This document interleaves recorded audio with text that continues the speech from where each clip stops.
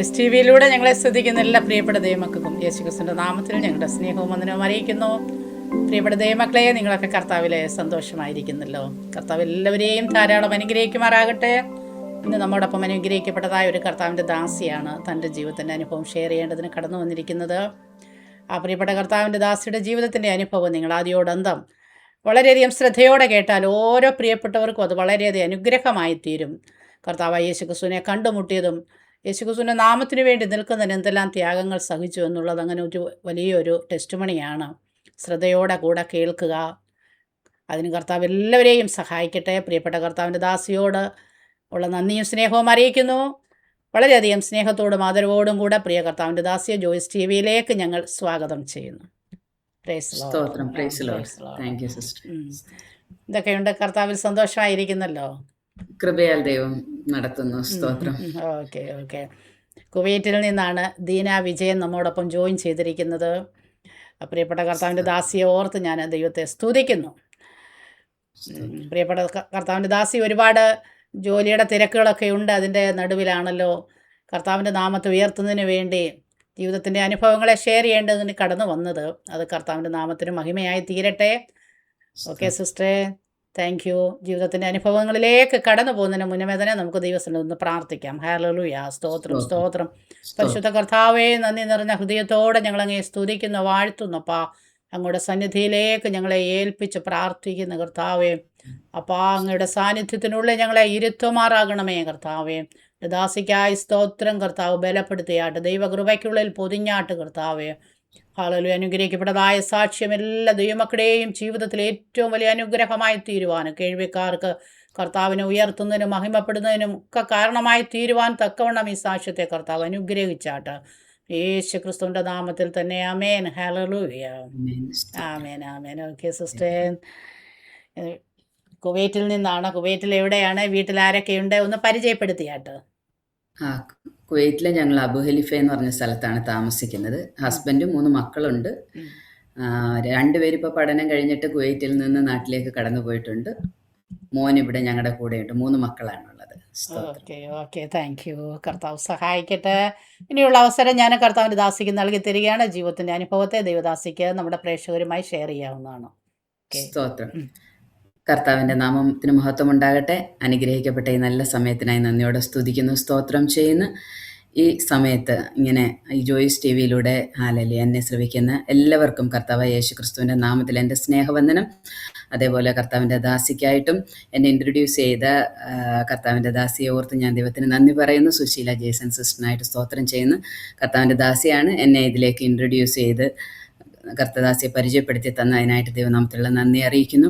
എല്ലാവർക്കും കർത്താവായ യേശു ക്രിസ്തുവിൻ്റെ നാമത്തിൽ എൻ്റെ സ്നേഹവന്ദനം. എൻ്റെ പേര് ദീന. ഞാനിപ്പം ജോയിൻ ചെയ്തിരിക്കുന്നത് കുവൈറ്റിൽ നിന്നാണ്. ഇവിടെ ജോലിയോടുള്ള ബന്ധത്തിൽ ഞങ്ങൾ കുടുംബമായിട്ട് ഇവിടെ ആയിരിക്കുന്നു. കൃപയാൽ ദൈവം ഞങ്ങളെ കുടുംബമായിട്ട് നടത്തുന്നു. അതിനായി ദൈവത്തിന് സ്തോത്രം ചെയ്യുന്നു. ഹസ്ബൻഡിൻ്റെ പേര് വിജയൻ. 3 മക്കളാണുള്ളത്. മൂത്ത മോള് കെസിയ MBBS കഴിഞ്ഞു. ഇപ്പം പുഷ്പഗിരി മെഡിക്കൽ കോളേജിൽ തിരുവല്ലയിൽ ഒരു ജൂനിയർ ഡോക്ടറായിട്ട് പ്രാക്ടീസ് ചെയ്യുന്നു. രണ്ടാമത്തെ മോൾ ലിദിയ +2 പാസ്സായി. ബ്രില്യൻ്റ് പാലായിൽ JEയുടെ എൻട്രൻസിന് വേണ്ടിയിട്ട് കോച്ചിങ്ങിന് ജോയിൻ ചെയ്തിട്ടുണ്ട്. മൂന്നാമത്തെ മോൻ ജെർമയ ഇപ്പോൾ +1 ഇവിടെ കുവൈറ്റിൽ പഠിക്കുന്നു. ഇതാണ് എൻ്റെ കുടുംബ പശ്ചാത്തലം. ഞാനൊരു ഹിന്ദു ബാക്ക്ഗ്രൗണ്ടിലാണ് ജനിച്ചു വളർന്നത്. എൻ്റെ മാതാപിതാക്കൾക്ക് ഞങ്ങൾ 3 മക്കളായിരുന്നു. ഞാൻ മൂത്തത്. എനിക്ക് 2 അനിയത്തിമാരാണുള്ളത്, ദീപ ആൻഡ് ദിവ്യ. അവർ കുടുംബമായിട്ട് നാട്ടിലായിരിക്കുന്നു. കൃപയാൽ ഒരു നൂർനാട്, കായംകുളം നൂർനാട് എന്ന് പറഞ്ഞ സ്ഥലത്താണ് ഇപ്പം ഉള്ളത്. പിതാവ് കർത്തസന്നിയിൽ ചേർക്കപ്പെട്ടു 2017. മാതാവ് ജീവനോടെയുണ്ട്. ദൈവകൃപയാൽ അവരെല്ലാം കർത്താവിലേക്ക് കടന്നു വരുവാൻ ദൈവം സഹായിച്ചു. ആദ്യ ഫലമായിട്ട് കർത്താവ് എന്നെ വിളിച്ചു വേർതിരിച്ചു. അതൊരു വലിയ ദൈവത്തിൻ്റെ ഒരു കൃപ എങ്ങനെ വർണ്ണിക്കണമെന്നറിയത്തില്ല. ഞാൻ എൻ്റെ വീട്ടിൽ തന്നെ 3-4 അമ്പലങ്ങൾ അങ്ങനെയുള്ള കാര്യങ്ങൾ ചുറ്റുപാടുകളൊക്കെ ഉള്ള ഒരു കുടുംബത്തിൽ, ഒരു നോർമൽ ഒരു ഹിന്ദു കുടുംബത്തിൽ ഞാൻ ജനിച്ചു വളർത്തപ്പെടുവാൻ ദൈവമായ കർത്താവ് എനിക്ക് സഹായം ചെയ്തു. എന്നാൽ ഈ വളർന്നു വരുന്ന ചുറ്റുപാടുകളിലെ അമ്പലങ്ങളും വീടുകളും പൂജകളും നേർച്ചകളും ഒക്കെ ആയിട്ട് അവരായിരുന്ന സ്ഥലങ്ങളിൽ മാതാപിതാക്കൾ അവർ അറിയാവുന്ന രീതിയിൽ ഭക്തിയിൽ അവർ വളർത്തുവാൻ ഇടയായി തീർന്നു. എന്നാൽ ദൈവം തൻ്റെ പുത്രൻ മുഖാന്തരമുള്ള ആ വീണ്ടെടുപ്പിൻ്റെ സുവിശേഷം എനിക്ക് കേൾക്കുവാൻ കർത്താവായ യേശു ക്രിസ്തു എനിക്ക് കൃപ ചെയ്തു.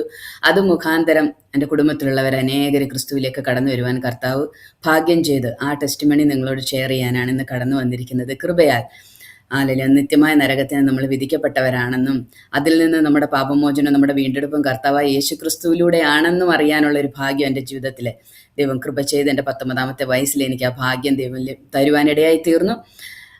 കൃപയാൽ ഞാൻ നൂർനാട് ആണ് ഞങ്ങൾ ആയിരുന്നത് ആ സമയത്ത്. എൻ്റെ അമ്മയുടെ വീട് നൂർനാടാണ്, പിതാവിൻ്റെ വീട് അടൂരിന് പോകുന്ന വഴിക്ക് 14 മൈൽ എന്ന് പറഞ്ഞ സ്ഥലത്താണ്. പ്രോപ്പർ 14 മൈൽ KP റോഡിൻ്റെ സൈഡിൽ തന്നെയായിരുന്നു വീട്. എന്നാൽ എനിക്കൊരു 3.5 വയസ്സുള്ളപ്പോഴാണ് അമ്മയുടെ വീടിനടുത്തേക്ക് ഞങ്ങൾ താമസം മാറി അവിടെ വീടും സ്ഥലമൊക്കെ വാങ്ങിച്ച് അവിടേക്ക് താമസം മാറുവാനായിട്ട് ഇടയായി തീർന്നത്. അമ്മയുടെ വീടിനടുത്താണെങ്കിൽ എല്ലാ അമ്മയുടെ കുടുംബക്ഷേത്രങ്ങളും ഇതിൻ്റെ എല്ലാം ചുറ്റുവട്ടത്താണ് ഞങ്ങൾ വന്ന് താമസിക്കാനായിട്ട് ഇടയായി തീർന്നത്. അതിന് ശേഷമാണ് അനിയത്തിമാരൊക്കെ ഉണ്ടായി. സ്കൂൾ വിദ്യാഭ്യാസ കാലം നോർമൽ ഒരു സ്റ്റുഡൻ്റ് ആയിരുന്നു. അധികം സ്മാർട്ടായിട്ടുള്ള ഒരാളല്ലായിരുന്നു. എന്നാൽ ദൈവം ഇതുവരെ നടത്തി കൃപയാൽ എന്ന് പറയാൻ തക്കവണ്ണം ദൈവം എന്നെ ഉപയോഗിക്കാനായിട്ട് ഇടയായി തീർന്നു. വിദ്യാഭ്യാസ സമയത്ത് വീട്ടിലെ സാധാരണ കുടുംബത്തിലുണ്ടാകുന്ന പോലെ ഒരു കൂട്ടുകുടുംബമായിരുന്നു. അച്ഛൻ്റെ പിതാവ് മരിച്ചു പോയതായിരുന്നു. അച്ഛൻ്റെ അമ്മയും 3 അനിയന്മാരും പെങ്ങന്മാരും ഒക്കെയുള്ള ഒരു വലിയ കുടുംബത്തിലായിരുന്നു. ഞങ്ങൾ കൂട്ടുകുടുംബമായിട്ടാണ് അവിടെ താമസിച്ചിരുന്നത്. എൻ്റെ അമ്മ അതുകൊണ്ട് ഒത്തിരി കഷ്ടപ്പാടിൽ കൂടെയൊക്കെ അമ്മയ്ക്ക് കടന്നു പോകേണ്ടി വന്നു. എന്നാൽ കൃപയാൽ ദൈവം അതിൽ നിന്നെല്ലാം വിടുവിച്ച് ഇത്രത്തോളം അനുഗ്രഹിക്കുവാൻ തക്കവണ്ണം ഇടയായി തീർന്നു. സ്വർഗീയ അനുഗ്രഹങ്ങളെ കൊണ്ട് ദൈവം നിറച്ചു. അതിനൊരു മുഖാന്തരം എൻ്റെ അങ്കിളിൽ കൂടെയാണ് ഞാൻ വിശ്വാസത്തിലേക്ക് കടന്നു വരുവാനായിട്ട് ഇടയായി തീർന്നത്. എൻ്റെ വിദ്യാഭ്യാസം കഴിഞ്ഞ് കമ്പ്യൂട്ടർ പഠിക്കാനായിട്ട് എനിക്ക് ആഗ്രഹം ഉണ്ടായിരുന്നു. ആ സമയത്താണ് എൻ്റെ അങ്കിള് മിലിറ്ററിയിലായിരുന്നു. റിട്ടയർ ആയിട്ട് ബോംബെയിൽ ബിസിനസ് ചെയ്യുന്ന സമയമാണ്. ആൻറ്റി GTB പരേൽ ഹോസ്പിറ്റലിലെ നേഴ്സായിരുന്നു. രണ്ടുപേരും ഇപ്പോൾ റിട്ടയറായി. വാർദ്ധക്യമായ പ്രയാസമുണ്ടവർ നാട്ടിൽ സെറ്റിലായിരിക്കുന്നു. കുടുംബമായിട്ട് അവർ വിശ്വാസത്തിലാണ്. അവർക്ക് 2 മക്കളുണ്ട്, രഞ്ജിത്ത് ആൻഡ് ദീപ്തി ബോംബെ തന്നെയുണ്ട്. ഇപ്പോൾ കുടുംബമായിട്ട് അവിടെ ദൈവത്തെ ആരാധിക്കുന്നു IPC ചർച്ചിൽ. രഞ്ജിത്ത് സൗദിയിലെ കുടുംബമായിട്ടായിരിക്കുന്നു. കൃപയാൽ അവരെല്ലാം കർത്താവിനെ അറിയുവാൻ കൊണ്ട് ദൈവം കൃപ ചെയ്തു. ഞാൻ വിശ്വാസത്തിലേക്ക് കടന്നു വരുന്നത് ബോംബെയിലെ കമ്പ്യൂട്ടർ പഠിക്കാൻ അങ്കിളിൻ്റെ കൂടെ ഞാൻ ബോംബെക്ക് വരുന്ന സമയത്താണ്. എൻ്റെ പിതാവ് ആ സമയത്ത് ബോംബെയിലുണ്ടായിരുന്നു. അതിനുശേഷം പിതാവിൻ്റെ ജോലിയോടനുബന്ധിച്ച് അദ്ദേഹം സൗദിക്ക് പോയി. ഞാൻ ബോംബെക്ക് കടന്നു വരുന്ന സമയത്ത് ദൈവത്തിൻ്റെ ഒരു പ്ലാൻ ആയിരുന്നത്. ഓരോ വ്യക്തി ജീവിതങ്ങളെക്കുറിച്ച് അനാദികാലം മുതലേ ദൈവജനത്തിൽ പറയുന്ന പോലെ ദൈവം തൻ്റെ പുത്രൻ മുഖാന്തരം നമ്മളെ വിളിച്ച് വേർതിരിക്കുന്നു എന്നുള്ള ദൈവത്തിൻ്റെ ആ പ്ലാനിലേക്ക് കൊണ്ടുവരുവാൻ തക്കവണ്ണം എൻ്റെ ആൻറ്റി രഹസ്യമായിട്ട് അന്ന് വിശ്വസിക്കുന്ന ഒരു സമയമായിരുന്നു അന്ന് കർത്താവായ യേശു ക്രിസ്തുവിനെ. എന്നാലേ ആൻറ്റിക്ക് ദൈവത്തിൻ്റെ ഒരു ദൂത് കൊടുത്ത്, അങ്കിളിൻ്റെ വൈഫ് ആനന്ദവല്ലി എന്നാണ് പേര്, നിൻ്റെ ഭർത്താവിൻ്റെ ഭവനത്തിൽ നിന്ന് നിൻ്റെ കൂടെ ആരാധിക്കാൻ ഞാൻ ഒരാളെ വിളിച്ച് വേർതിരിക്കുന്നുവെന്ന്. എന്നാൽ അത് ഞാനായിരിക്കുമെന്നോ അല്ലെ അങ്ങനെ ഒരു സംഭവം എൻ്റെ വീട്ടിൽ ഒരിക്കലും അങ്ങനെ ഉണ്ടാകാൻ ഒരു ചാൻസും ഇല്ല. കാരണം എൻ്റെ പിതാവ് ഞാൻ നേഴ്സിംഗ് പഠിക്കണം, എനിക്ക് ജോലി ചെയ്യണമെന്ന് ആഗ്രഹമുള്ളതുകൊണ്ട് അതിന് മാറ്റിയിട്ട് BCom എടുപ്പിച്ച ആളാണ്. അപ്പം ജോലിക്കൊന്നും വിടാൻ താല്പര്യമൊന്നും ഇല്ലാത്തൊരു പിതാവായിരുന്നു. വളരെ സ്ട്രിക്റ്റായിട്ടും സ്നേഹമുണ്ടെങ്കിലും വളരെ ഭയത്തോടെ ഞങ്ങളെ വളർത്തിയത്. അത് ഞങ്ങൾക്ക് ഭയങ്കര ഭയത്തോടെയായിരുന്നു ചെറുപ്പകാലങ്ങളിലൊക്കെ. പിതാവ് നല്ല ദേഷ്യമുണ്ട്, പിന്നെ പാപ്പന്മാരും അവരെല്ലാവരും ഉണ്ട്. അപ്പം നമ്മൾ ആ ഒരു ഹിന്ദുക്കളുടെ ജനിച്ചു വളരുന്ന വീട്ടിലുള്ള ഭക്തിയിൽ എങ്ങനെ ജീവിക്കുന്നോ അതേപോലെ തന്നെയാണ് വളർന്നു വന്നത്. എന്നാൽ ആ ഒരു BComൻ്റെ സമയത്ത് ആ സമയത്താണ് ദൈവത്തിൻ്റെ പരിശുദ്ധാത്മാവ് അങ്ങനെ ഒരു ഗൈഡൻസ്. എൻ്റെ അങ്കിള് നാട്ടിലേക്ക് എന്തോ ഒരു ബിസിനസ്സിൻ്റെ ആവശ്യത്തിന് വേണ്ടിയിട്ട് കടന്നു വരാൻ വേണ്ടി വന്നു. അന്നേരം ആ അമ്മ ഇതുപോലെ പറഞ്ഞു, ഇതുപോലെ ഇവള് കമ്പ്യൂട്ടർ അന്ന് പറഞ്ഞ് ബോംബെക്ക് വന്നൂടെ, അവൾക്ക് എന്തിനാ നാട്ടിൽ പഠിക്കുന്നത്, അവൾക്ക് അവിടെ ജോലിയും ചെയ്യാവല്ലോ എന്ന് പറഞ്ഞിട്ടാണ് എന്നെ ബോംബെക്ക് കൊണ്ടുവരുന്നത്. അതൊരു നോർമലായിട്ട് അങ്കിള് ചിന്തിച്ചു. എൻ്റെ അച്ഛനോട് ചോദിക്കാതെ തന്നെയാണ് അങ്കിള്, കാരണം അവർ തമ്മിലെ ഭയങ്കര കൂട്ടാണ്, ഒരുമിച്ച് കളിച്ച് വളർന്നവരാ. കാരണം എൻ്റെ അച്ഛൻ്റെ ഏറ്റവും മൂത്ത പെങ്ങളാണ് എൻ്റെ അമ്മയുടെ ഏറ്റവും മൂത്ത ആങ്ങളെ വിവാഹം കഴിച്ചത്. അതുകൊണ്ട് അവർ കുടുംബമായിട്ടൊരു ബന്ധവും ഉണ്ടായിരുന്നത് കൊണ്ട് അവർ ചെറുപ്പത്തിലെ തൊട്ടേ വളരെ കൂട്ടുകാരായിരുന്നു. എന്നാൽ ആ സമയത്ത് ദൈവത്തിൻ്റെ കൃപയാൽ എനിക്ക് ബോംബെയിലേക്ക് കടന്നു വരുവാൻ ഇടയായി തീർന്നു. ഞാൻ ബോംബെയിൽ കടന്നു വരുമ്പോൾ എൻ്റെ അങ്കിള് പറഞ്ഞ്, നീ വന്നു കഴിഞ്ഞാൽ കൊണ്ട് നിലവിളക്ക് വെക്കണം, പ്രാർത്ഥിക്കണം, ഇതെല്ലാം നീ ചെയ്യണം. എന്നാലേ ആൻറ്റി ആണെങ്കിൽ വിശ്വാസം ഉള്ളത് കൊണ്ട് അതൊന്നും ചെയ്യാറില്ലായിരുന്നു. മക്കളന്ന് സ്കൂളിൽ പഠിക്കുന്ന സമയമാണ്. ഞാൻ അവിടെ കടന്നു വന്ന് അങ്ങനെ ഞാൻ ടൈപ്പ് ഷോർട്ട് ഹാൻഡും കമ്പ്യൂട്ടറിനും ജോയിൻ ചെയ്ത് അവരന്ന് താമസിച്ചുകൊണ്ടിരുന്നത് സാക്കിനാക്കയായിരുന്നു. പിന്നീട് കാന്തി വില്ലേജിലേക്ക് അവർ ഷിഫ്റ്റായി. അവിടെ ഫ്ലാറ്റ് ബുക്ക് ചെയ്തിട്ടുണ്ടായിരുന്നു. അപ്പോൾ അത് ലഭിക്കുന്നിടം വരെ സാക്കിനാക്ക ഉണ്ടായിരുന്നു. അതിന് ഞാൻ അന്തേരിയിലാണ് പഠിച്ചത്, ജോലി ചെയ്തതും അന്തേരി വെസ്റ്റിലാണ്. എന്നാൽ കൃപയാൽ എനിക്ക് ആ സമയത്ത് കർത്താവിനെ അറിയുവാനായിട്ടുള്ള ഒരു ഭാഗ്യമുണ്ടായി. അവിടെ എൻ്റെ ആൻറ്റി വിശ്വാസത്തിലേക്ക് കടന്നു വന്നെങ്കിലും അന്ന് വർഷങ്ങൾക്ക് 45 വർഷങ്ങൾക്ക് മുമ്പ് ഒരാൾ ഹിന്ദു ബാക്ക്ഗ്രൗണ്ടിൽ നിന്ന് വിശ്വാസത്തിലേക്ക് കടന്നു വന്നാൽ അവർക്കൊരു വിവാഹമോ അല്ലെങ്കിൽ മറ്റുള്ള കാര്യങ്ങളൊക്കെ നടക്കുന്നത് വളരെ ബുദ്ധിമുട്ടായിരുന്നു. കാരണം അവരുടെ ആംഗ്ലമാരും വീട്ടിലുള്ളവരൊന്നും സമ്മതിക്കാത്തതിൻ്റെ പേരിൽ എൻ്റെ അങ്കിളിനെ തന്നെ ഹൈന്ദമായ രീതിയിൽ തന്നെ വിവാഹം കഴിച്ചു. പക്ഷേ അവരുടെ ഉള്ളിൽ ആ വിശ്വാസം ഉണ്ടായിരുന്നു, രഹസ്യമായിട്ട് പ്രേയറിനും പോകുന്നുണ്ടായിരുന്നു. മക്കളെല്ലാം ഉണ്ടായി. അതിനുശേഷം മക്കൾ 6ലും 7ലും ഒക്കെ പഠിക്കുന്ന സമയത്താണ് ഞാൻ ബോംബെയിലേക്ക് കടന്നു വരുന്നത്. ആ സമയത്ത് സുവിശേഷം എന്നോട് അങ്ങനെ ആരും പറഞ്ഞ് ഞാൻ അതുവരെ കേട്ടിട്ടില്ല. എനിക്ക് ക്രിസ്ത്യൻ ഫ്രണ്ട്സൊക്കെ ഉണ്ട്. സ്കൂളിൽ പഠിക്കുന്ന സമയത്ത് മർത്തോമ ബാക്ക്ഗ്രൗണ്ടിലുള്ള ആൾക്കാരുണ്ട്. പെന്തക്കോസ്തിലുള്ള നൂറിനാട് ഇപ്പോൾ AG ചർച്ചിൽ ഞങ്ങളുടെ ചർച്ചിലുണ്ടായിരുന്ന 2 കൂട്ടുകാരുണ്ടായിരുന്നു. പക്ഷേ അവരൊക്കെ എന്ന് പറഞ്ഞാൽ വിശ്വാസികളാണെങ്കിലും നമ്മൾ കുഞ്ഞുങ്ങൾ പഠിക്കുന്ന സമയത്ത് നമ്മൾ അത്രത്തോളം ആ സുവിശേഷത്തിൻ്റെ ആഴങ്ങളിലേക്കൊന്നും അറിയാനൊന്നും ഇട. എല്ലാ ദൈവങ്ങളിലെ ഒരു ദൈവം ക്രിസ്തു എന്നുള്ളൊരു വിശ്വാസമായിരുന്നു എനിക്ക്. കാരണം ഹിന്ദുക്കൾ വിശ്വസിക്കുന്നത് കോടാനുകോടി ദൈവങ്ങളുണ്ട്. ആ ദൈവത്തിലെ ഒരാൾ അല്ല മുസ്ലിങ്ങളുടെ ദൈവമോ അല്ലെങ്കിൽ ക്രിസ്ത്യാനികളുടെ ദൈവം യേശുക്രിസ്തു. അപ്പോൾ എല്ലാ ഫോട്ടോയും ഒരുപോലെ വെച്ച് പ്രാർത്ഥിക്കുന്ന ഒരു എല്ലാവരും ദൈവമാണെന്ന് വിശ്വസിക്കുന്ന ആ ഒരു ചുറ്റുപാടിലാണ് ഞാൻ വളർന്നു വന്നത്. എന്നാൽ കൃപയാലെ ദൈവം എനിക്ക് ഈ സുവിശേഷം കേൾക്കുവാനായിട്ടുള്ള ഭാഗ്യമുണ്ടായി. എൻ്റെ കൂടെ ഞാൻ 9th പഠിക്കുമ്പം ലിൻഡോ എലിസബത്ത് എന്ന് പറഞ്ഞ മർത്തോമയിലുള്ള ഒരു കുട്ടിയാണ്. അവളുമായിട്ട് ഞാൻ നല്ല ബെസ്റ്റ് ഫ്രണ്ടായിരുന്നു. അപ്പോൾ അവൾ എനിക്ക് ഞങ്ങൾ ഈ പാട്ടുകൾ പാടുകയും സ്കൂളിൽ എല്ലാം ചെയ്യുകയും ചെയ്യും. അപ്പം ഞാൻ പറഞ്ഞെടി നീ എനിക്കൊരു ക്രിസ്ത്യൻ പാട്ട് എന്നെ പഠിപ്പിച്ചു തരാൻ പറഞ്ഞിട്ടാണ് വിശ്വാസ ജീവിത പടകിൽ ഞാൻ സിയോൻ നഗരിയിൽ പോകുന്നു എന്നുള്ള പാട്ട് അന്ന് ഞാൻ 9ാം ക്ലാസ്സിൽ ബൈ ഹാർട്ട് പഠിച്ചു. ഈ വിശ്വാസത്തിലേക്ക് കടന്നു വരുന്നതിന് മുമ്പ് ഈ പാട്ട് പാടാനും സിനിമാ പാട്ടാണെങ്കിലും അല്ലെങ്കിൽ ഹിന്ദുക്കളുടെ ദൈവങ്ങളുടെ ആണെങ്കിലും ക്രിസ്ത്യൻസിന്റെ പാട്ടാണെങ്കിലും എല്ലാം പാടുന്നത് കൊണ്ട്, മുസ്ലിങ്ങളുടെ പാട്ടും ഇതെല്ലാം ഞങ്ങൾ പാടും. കാരണം സ്കൂളിലെ പ്രോഗ്രാമിനൊക്കെ പാടുന്നത് കൊണ്ട് അങ്ങനെ ഞാനത് പഠിക്കാനായിട്ട് ഇടയായി തീർന്നു. എന്നാൽ പിന്നീട് ഞാൻ വിശ്വാസത്തിലേക്ക് കടന്നു വന്നതിന് ശേഷമാണ് അതിൻ്റെ യഥാർത്ഥമായിട്ടുള്ള ആ അർത്ഥം മനസ്സിലാക്കി കഴിഞ്ഞപ്പം ദൈവത്തിന് എന്നെക്കുറിച്ചുള്ള ഉദ്ദേശം അല്ലെങ്കിൽ നമ്മുടെ ജീവിതത്തിൽ ദൈവം ചെയ്യുന്ന വഴികൾ അതെങ്ങനെയാണ് മനസ്സിലാകാനായിട്ട് ദൈവമായ കർത്താവ് സഹായിച്ചത്. കൃപയാൽ ഞാൻ ബോംബെയിലേക്ക് കടന്നു വന്ന് ഞാൻ വന്നു കഴിഞ്ഞപ്പം ഞാൻ അവിടെ വിളക്ക് വെക്കാനും പ്രാർത്ഥിക്കാനും ഒക്കെ തുടങ്ങി. ആൻറ്റി അതിനെക്കുറിച്ചൊന്നും ചോദിക്കാനും പറയാനും ഇടയായി തീർന്നില്ല. കാരണം അങ്കിള് എക്സ് മിലിറ്ററി ആണ്, അവിടെ ബിസിനസ് ഉണ്ട്, ആൻറ്റിക്ക് ജോലിയുണ്ട്, അവരവരുടേതായ കാര്യങ്ങളിൽ പോവും. അങ്കിളിന് ബാംഗ്ലൂരും ഗോവയിലും ഒക്കെ ട്രാൻസ്പോർട്ടേഷൻ ബിസിനസ് ആയിരുന്നു, ഹോട്ടൽ ലീലാപ്പൻ്റെ അണ്ടറിൽ അങ്ങനെ എന്തോ ആയിരുന്നു. അപ്പം പുള്ളി മിക്കവാറും അവിടെ കാണത്തില്ല, ചിലപ്പോൾ ഗോവയിലായിരിക്കും, ബാംഗ്ലൂരായിരിക്കും, ചിലപ്പോൾ ബോംബെയിലുണ്ടായിരിക്കും. അപ്പോൾ പുള്ളി ഇല്ലാത്ത സമയത്ത് ആൻറ്റി പ്രേയറിന് പോകാറുണ്ടായിരുന്നു. പക്ഷെ എനിക്കങ്ങനെ പ്രേയറിന് പോവുകയാണെന്ന് ഉള്ള ഒരു കാഴ്ചപ്പാട് എനിക്കില്ലായിരുന്നു. ആൻറ്റി ഡ്യൂട്ടി ഇല്ലാത്ത സമയത്ത് വന്നിട്ട് ബൈബിൾ കാണാതിരിക്കാൻ വേണ്ടി ഒരു കവറിൽ പൊതിഞ്ഞിട്ട് മറച്ചു പിടിച്ചിട്ട് എൻ്റെ ഫ്രണ്ടിൻ്റെ വീട്ടിൽ പോവാൻ ഞാൻ കുറച്ച് കഴിഞ്ഞിട്ട് വരാമെന്ന് പറഞ്ഞു. അപ്പോൾ എനിക്ക് ഭയങ്കര ഡൗട്ടായി, ഫ്രണ്ടിൻ്റെ വീട്ടിൽ എല്ലാ അവധിക്കും എന്തിനാ പോണേ, അപ്പോൾ ഈ പ്രേയറിനാ പോണേന്നുള്ളത് അറിയില്ലായിരുന്നു. പിന്നീടാണ് എനിക്കതെല്ലാം മനസ്സിലാകാനായിട്ട് ഇടയായി തീർന്നത്. എന്നാൽ ഈ പോട്ടയുടെ വചനോത്സവം അന്ന് ഇവർ ഈ ഹോസ്റ്റലിൽ വരുന്ന ബുക്കുകളൊക്കെ കൊണ്ടുവന്നിടുക, അവിടെ കൊണ്ടുവന്ന് ഞാൻ ക്ലാസ് കഴിഞ്ഞ് വന്നാൽ ഫ്രീ ആയതുകൊണ്ട് ഞാനത് വായിക്കും. എല്ലാ ബുക്കുകളും വായിക്കുന്നത് പോലെ വായിക്കാൻ ഇഷ്ടമുള്ളത് കൊണ്ട് അത് വെറുതെ വായിച്ചു നോക്കിയതാണ്. പിന്നെ സങ്കീർത്തനങ്ങളും ന്യൂ ടെസ്റ്റ്മെൻറ്റിൻ്റെ ഒരു ബൈബിളും അവിടെ ടേബിളിൽ കൊണ്ടുവന്ന് ആൻറ്റി വെച്ചിരുന്നു. അപ്പം ഞാൻ വെറുതെ ഇരിക്കുമ്പോൾ ഇതെടുത്ത് വായിക്കാം. അപ്പോഴാണ് എനിക്ക് ആ ഒരു ഡിഫറൻസ് മനസ്സിലായത്. അതായത് ഹിന്ദുക്കൾ നമ്മൾ സംഹാരത്തിനായിട്ട് അല്ലെങ്കിൽ മറ്റുള്ള ഓരോ പ്രവൃത്തിക്ക് വേണ്ടിയിട്ട് ഓരോ അവതാരമായിട്ടൊക്കെ കടന്നു വരുന്നപ്പം ഇതിൽ നിന്ന് വ്യത്യസ്തമായിട്ടൊന്നാണ് കർത്താവായ യേശു ക്രിസ്തു മുഖാന്തരമുള്ള ദൈവം സ്നേഹമാണെന്നും സ്നേഹിക്കുന്ന ഒരു ദൈവത്തെക്കുറിച്ച്. അപ്പം അതിനു മുമ്പേ ചെറുപ്പത്തിൽ തന്നെ ഞാൻ പലപ്പോഴും ചോദിച്ചിട്ടുണ്ട്, ജീവനുള്ള ഒരു ദൈവമുണ്ടോ? കാരണം കൂട്ടുകുടുംബത്തിലെ എൻ്റെ അമ്മയുടെ കഷ്ടപ്പാട്, അച്ഛൻ ഭയങ്കര ദേഷ്യമുള്ളത് കൊണ്ട് എവിടെയെങ്കിലും ജോലിക്ക് പോയി കഴിഞ്ഞാൽ ആദ്യം മംഗലാപുരത്തായിരുന്നു, അവിടെ നിന്ന് വിട്ടിട്ട് പിന്നെ ബോംബെക്ക് വന്ന് പിന്നെ ഗുജറാത്തിൽ പോയി, ഡൽഹി പോയി, പിന്നെ സൗദി പോയി.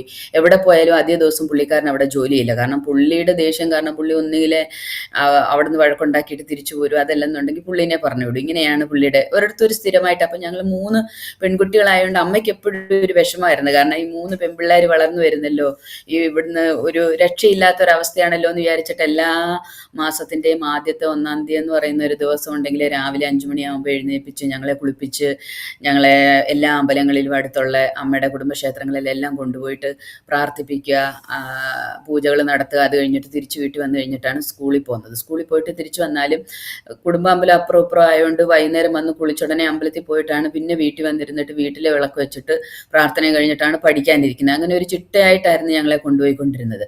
എന്നാൽ അപ്പോഴൊക്കെ പലപ്പോഴും ഞാൻ ചിന്തിച്ചിട്ടുണ്ട്, ഇത് തന്നെയാണോ ദൈവം?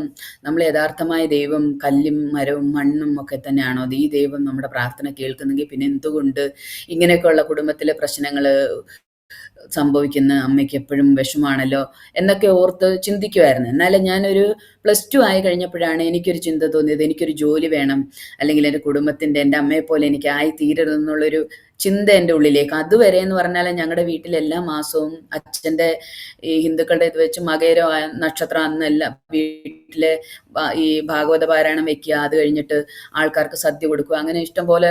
കാരണം പാവങ്ങൾക്ക് സദ്യ ഒക്കെ കൊടുത്തു കഴിഞ്ഞാൽ കൊണ്ട് അനുഗ്രഹം ഉണ്ടാകുമെന്നുള്ള വിശ്വാസത്തിന്റെ പേരിൽ അവർ ചെയ്യുന്നതാ. അപ്പൊ അതൊക്കെ ചെയ്യുന്നതുകൊണ്ട് ഞാനിതെല്ലാം വായിക്കുകയും പ്രാർത്ഥിക്കുകയും ഇതെല്ലാം ഞങ്ങളുടെ വീട്ടിൽ ചെയ്യുന്നത് കൊണ്ട്, ആ ഒരു രീതിയിൽ വളർന്നു വന്നതുകൊണ്ട് അതൊന്നും ചെയ്തിട്ടും ഒരു വിടുതൽ ഉണ്ടാകുന്നില്ലല്ലോ എന്നുള്ള ഒരു ചിന്ത എൻ്റെ ഉള്ളിലുണ്ടായിരുന്നു. അപ്പം ഞാൻ ഒരു 7-ലോ 8-ലോ പഠിക്കുന്ന സമയത്ത് ഞങ്ങൾക്ക് ചൂരൽ കസേര ഞങ്ങൾക്ക് 3 പേർക്കും ഇങ്ങനെ ഉണ്ടായിരുന്നു. അപ്പം ഞങ്ങൾ എപ്പോഴും അത് വെയിറ്റ് ഇല്ലല്ലോ, അപ്പം അതെടുത്ത് ഞങ്ങൾ ഇഷ്ടമുള്ളിടത്ത് പഠിക്കാൻ പോയിരിക്കുമ്പം കൊണ്ടുവച്ചിട്ട് അതിലിരുന്നിട്ട് ഇങ്ങനെ പഠിക്കാറുണ്ട്. അപ്പോൾ ഒരു ദിവസം ഞാൻ വീടിൻ്റെ ഫ്രണ്ടിൽ ഒരു തെങ്ങുണ്ട്, അതിൻ്റെ അവിടെ വന്നിട്ട് ഇങ്ങനെ ഇരിക്കുമ്പോൾ ഞാൻ അവിടെ ഇരുന്നുകൊണ്ട് ഞാൻ ചോദിച്ചു, ശരിക്കും ദൈവം ഉണ്ടോ? ദൈവം ഉണ്ടെങ്കിൽ പിന്നെ എന്തുകൊണ്ടാണ് നമ്മുടെ ജീവിതത്തിൽ ഇങ്ങനെയൊക്കെ സംഭവിക്കുന്നത്? ദൈവം ഉണ്ടെങ്കിൽ പിന്നെ എന്തുകൊണ്ടാണ് നമുക്ക് കാണാൻ കഴിയാത്ത? ദൈവത്തിനെ കണ്ടല്ലേ പറ്റുള്ളൂ, എന്തുകൊണ്ടാണെന്നൊക്കെ ഇങ്ങനെ ഞാൻ ഹൃദയത്തിൽ ചിന്തിച്ചു. എന്നാലേ ഞാൻ ആദ്യമായിട്ട് ഒരു ദൈവശബ്ദം കേൾക്കുന്നത് കർത്താവിൻ്റെ ദാസൻ രാജു പാപ്പച്ചൻ എന്ന് പറഞ്ഞ എന്നെ സ്നാനപ്പെടുത്തിയ കർത്തദാസൻ ആൻറ്റിയുടെ വീട്ടിലെ ഒരു ദിവസം അദ്ദേഹത്തിൻ്റെ വൈഫ് ലില്ലി ആൻറ്റി ആയിട്ട് കടന്നു വരാനായിട്ട് ഇടയായി തീർന്നു. അന്ന് അദ്ദേഹം പറഞ്ഞു, നീ അവിടെ ഇരുന്ന് ആ തെങ്ങിൻ്റെ ചുവട്ടിലിരുന്ന് ചിന്തിക്കുമ്പോഴും ഞാൻ നിൻ്റെ കൂടെ ഉണ്ടായിരുന്നു.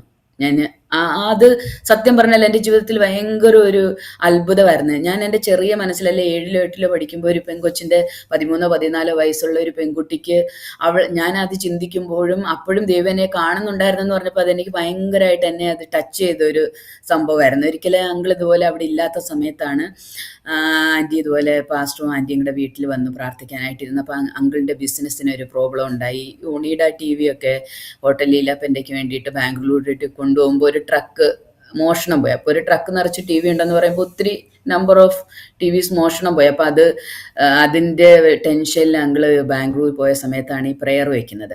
അപ്പോൾ ആ സമയത്ത് ദൈവത്തിൻ്റെ പരിശുദ്ധാത്മാവ് അത് തിരിച്ചു കിട്ടുമെന്നും ഇൻഷുറൻസ് കിട്ടുമെന്നും എല്ലാം ആൻറ്റിയോട് പറഞ്ഞ് അങ്ങനെ വീട്ടിൽ പ്രെയർ വെച്ച് അത് അങ്കിളിന് ഒരു ചെറിയ വിശ്വാസം ഉള്ളിലേക്ക് കടന്നു വരുവാനായിട്ട് ഇടയായി തീർന്നു. അങ്കിളിന് അറിയായിരുന്നു എൻ്റെ മാമി പ്രാർത്ഥനയ്ക്ക് പോകുന്നതാണെന്നും ഇങ്ങനെ പ്രെയർ ചെയ്യുന്നു ഒക്കെ ചെയ്യുന്നെങ്കിലും അങ്കിളിന് വിശ്വാസമില്ലായിരുന്നു. തന്നെയല്ല വീട്ടിലത് പബ്ലിക്കായിട്ട് മറ്റുള്ളവർ ആഭരണ ആരാധനയ്ക്ക് പോവുക, അല്ലെങ്കിൽ സൺഡേയിലെ വർഷിപ്പിന് പോവുക, അതൊന്നും അനുവദിച്ചിരുന്നില്ല.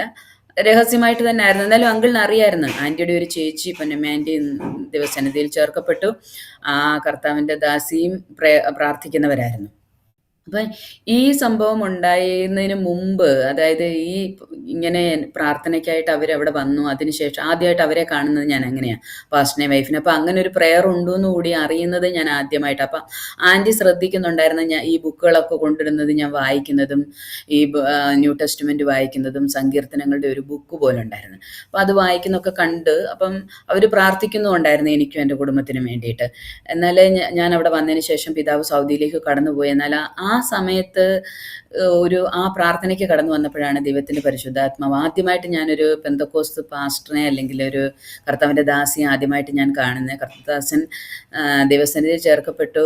ആൻറ്റിയും മക്കളും ഉണ്ട് ദൈവകൃപയാൽ. 2 ആൺമക്കളായിരുന്നു അവർക്ക്. കുടുംബമായിട്ട് അവർ ദൈവകൃപയിലാണ്. ഇന്നും കോണ്ടാക്റ്റ് ഉണ്ട് കർത്താവിൻ്റെ ദാസിയെ. ബോംബെയിൽ ഒത്തിരി നാൾ സുവിശേഷത്തിന് വേണ്ടിയിട്ട് അവർ വന്നാണ് സാക്കിനൊക്കെ അങ്ങനെ ഒരു ചർച്ച അവിടെ തുടങ്ങുവാനായിട്ട് ഇടയായി തീർന്നത്. ഒത്തിരി ആത്മാക്കളെ നേടുവാൻ അവരെ ദൈവം സഹായിച്ചു കൃപയാൽ.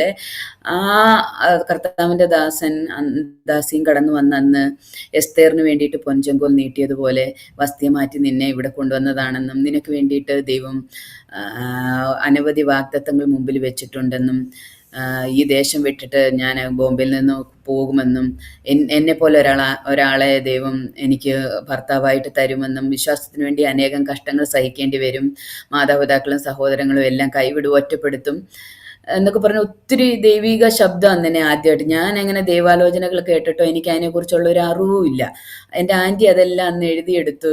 എന്നിട്ട് പിന്നീട് അത് എഴുതിയെടുത്ത് എനിക്ക് തന്നിട്ട് പറഞ്ഞു, നീ ഇതെന്നും വെച്ച് പ്രാർത്ഥിക്കണം, നിന്നെക്കുറിച്ചുള്ള ദൈവത്തിൻ്റെ പ്ലാനാണ്, അതുകൊണ്ടാണ് ഇവിടെ കൊണ്ടുവന്നത്. നീ ഇവിടെ കടന്നു വരുന്നതിന് മുമ്പ് ദൈവത്തിൻ്റെ ദാസനിൽ കൂടെ എനിക്കൊരു ദൂത് വന്നായിരുന്നു, എൻ്റെ ഹസ്ബൻഡിൻ്റെ ഭവനത്തിൽ നിന്ന് ഒരാളെ വിളിച്ച് വേർതിരിക്കാൻ പോകുന്നു എന്ന് പറഞ്ഞു. പക്ഷേ എനിക്കത് നമ്മൾക്ക് പെട്ടെന്ന് കേൾക്കുമ്പോൾ ഒരാൾക്കും എനിക്ക് വിശ്വസിക്കാൻ തോന്നിയില്ല. ഇത് ഇങ്ങനെയൊക്കെ സംഭവിക്കുമോ, ഇതിങ്ങനെയൊക്കെ പറഞ്ഞാൽ എന്തുവാ, ഈ ദൂതെന്ന് പറഞ്ഞാൽ എന്തോ, ദൈവം അങ്ങനെ നേരിട്ട് നമ്മളോട് സംസാരിക്കും, ഇതൊന്നും എനിക്ക് ഇതിനെക്കുറിച്ചൊന്നും ഒരു അറിവില്ലായിരുന്നു.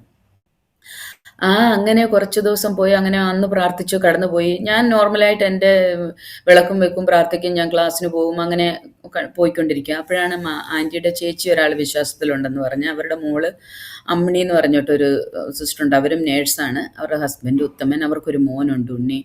ആ അദ്ദേഹത്തിന് ഇതുപോലെ ബോൺമാരോ എന്ന് പറഞ്ഞിട്ടൊരു അസുഖം വന്നിട്ട് പാരലൈസ് ആയിപ്പോയി, നടക്കില്ല എന്ന് പറഞ്ഞ് പുള്ളീനെ ഹോസ്പിറ്റലിൽ നിന്ന് തള്ളി. അങ്ങനെ ഹോസ്പിറ്റലിൽ നിന്ന് വീട്ടിൽ വന്ന്, അപ്പോൾ ഈ പൊന്നമ്മ ആൻറ്റി നാട്ടിൽ നിന്ന് കടന്നു വന്ന്, ആൻറ്റിയുടെ ചേച്ചി അവരെല്ലാവരും പ്രാർത്ഥിക്കാൻ തുടങ്ങി.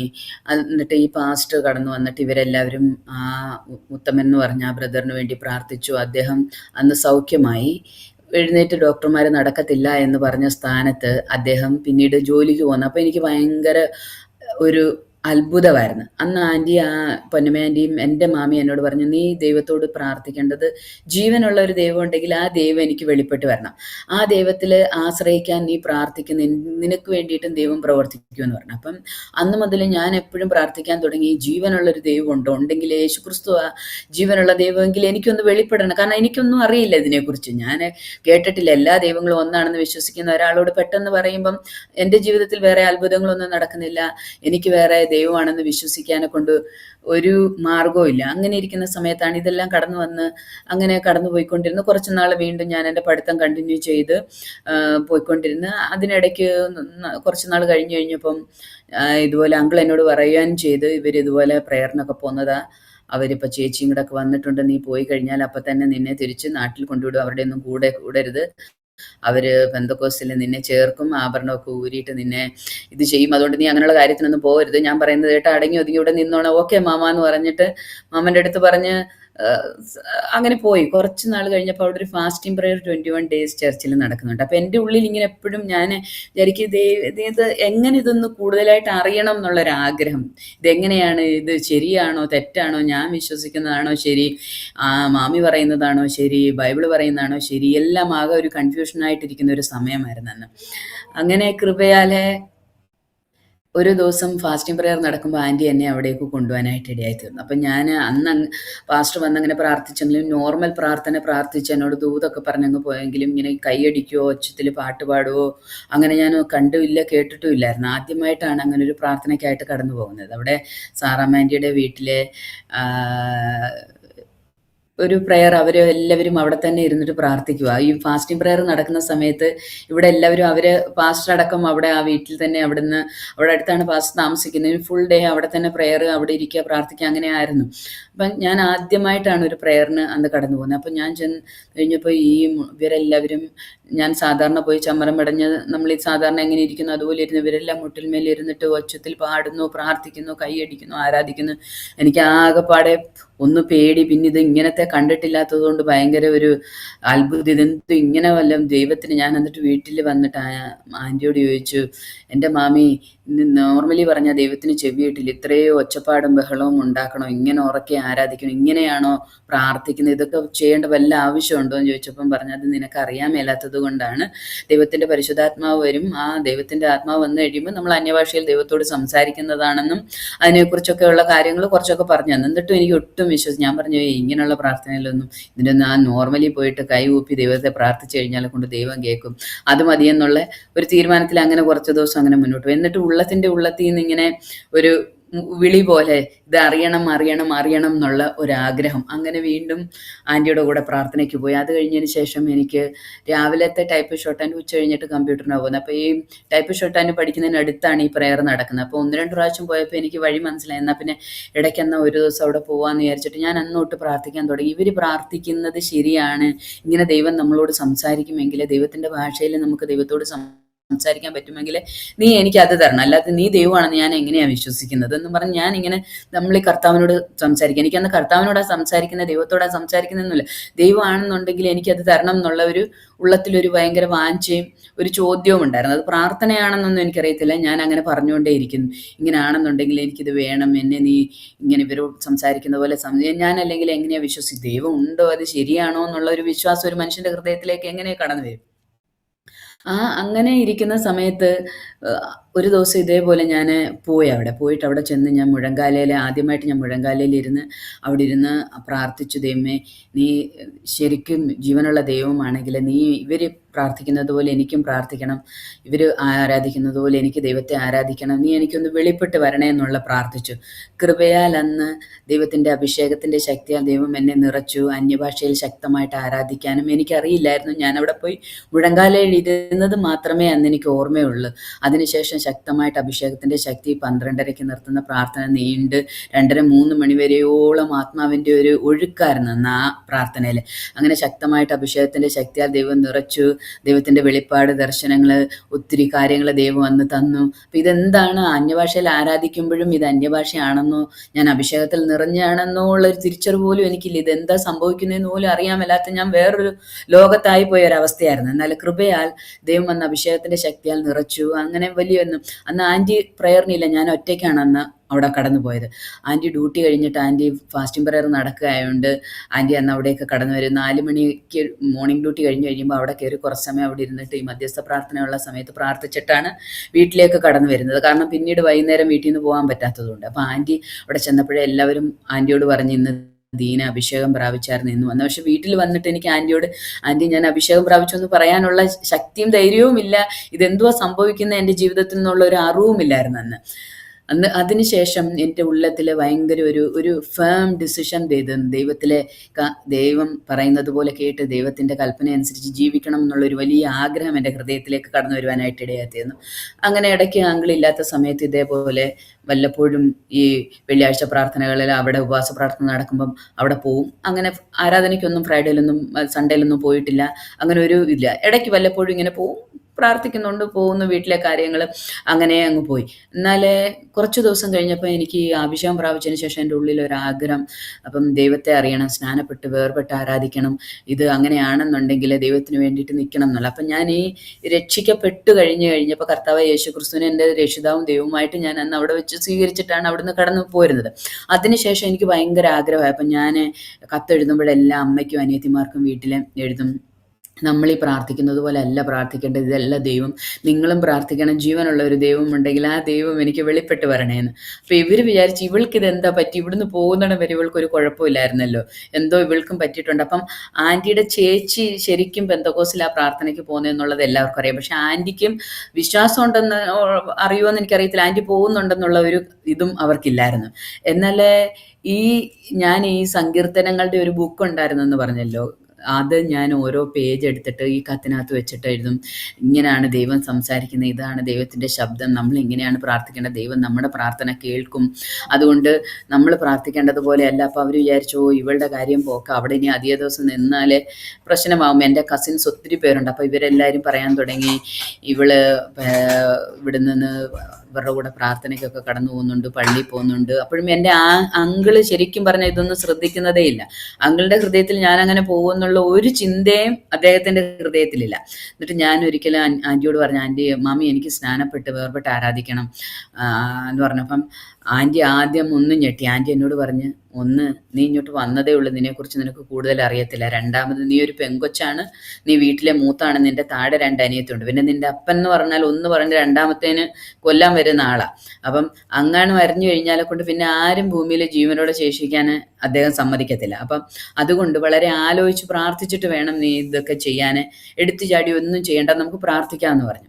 അങ്ങനെ കുറച്ച് ദിവസം കഴിഞ്ഞ് എന്നിട്ടും എൻ്റെ ഉള്ളിലെ ഇത് ഇങ്ങനെ വർദ്ധിച്ചുകൊണ്ടിരുന്നത് കൊണ്ട് ആൻറ്റി പാസ്റ്ററിനോട് പറഞ്ഞു. അപ്പോൾ പാസ്റ്റർ പറഞ്ഞു, ഒരിക്കലും ഒരാൾ സ്നാനപ്പെടണമെന്ന് പറഞ്ഞാൽ അവരെ നിരുത്സാഹപ്പെടുത്തരുത്. കാരണം എന്തെന്ന് വെച്ചാൽ കൊണ്ട് പിന്നീട് ഒരിക്കലും അവർക്ക് സ്നാനപ്പെടാൻ ഒരു ചാൻസ് കിട്ടിയില്ല എന്ന് വരികിൽ അത് വളരെ പ്രയാസമായി തീരും. അവർ അവർ ആഗ്രഹിക്കുന്നവർക്ക് വേണ്ടിയിട്ട് ചെയ്തു കൊടുക്കുകയാണ് ദൈവത്തിൻ്റെ വചനം പറയുന്നതെന്ന് പറഞ്ഞാൽ. അങ്ങനെ പാസ്റ്റർ എനിക്ക് വേണ്ടി രക്ഷാ, സ്നാനം, മാനസാന്തരാഭിഷേകം, വേർപാട്, കർത്തൃമേശ വിശുദ്ധ ജീവിതം എങ്ങനെയാണെന്നുള്ള ക്ലാസ്സുകളെല്ലാം അന്ന് അവിടെ വെച്ചെടുത്ത് തന്നു. അന്ന് ക്ലാസ് എടുത്ത് കഴിയുമ്പോൾ അവിടെ എന്ന് പറഞ്ഞാൽ സാക്കിനാക്ക ചർച്ചിൽ ഒത്തിരി ആൻറ്റിമാരുണ്ടായിരുന്നു, പ്രാർത്ഥിക്കുന്ന ഒരുപാട് കർത്താവിൻ്റെ ദാസിമാർ അവിടെ ഉണ്ടായിരുന്നു. പ്രത്യേകിച്ച് ജോയമാൻറ്റി ഇപ്പോൾ ദുബൈയിൽ മോൻ്റെ കൂടെ ഉണ്ട്. ജോയമാൻറ്റിയുടെ അനിയത്തി കൊച്ചുമോൾ സിസ്റ്റർ അന്ന് പൂനെയിൽ വർക്ക് ചെയ്തുകൊണ്ടിരിക്കുന്ന സമയമാണ്. പുള്ളിക്കാരി അന്ന് അവിടെ വന്നിട്ടുണ്ട്. പുള്ളിക്കാരിയോട് എല്ലാവരും സുവിശേഷം പറയും. പുള്ളിക്കാരി എന്നാൽ സ്നാനപ്പെട്ട് വേർപെട്ട് ആരാധിക്കാൻ ആഗ്രഹം ഒട്ടും ഇല്ലാത്ത പള്ളിയിലെ ഏറ്റവും അടുത്ത ഒരു സഹോദരിയായിരുന്നു.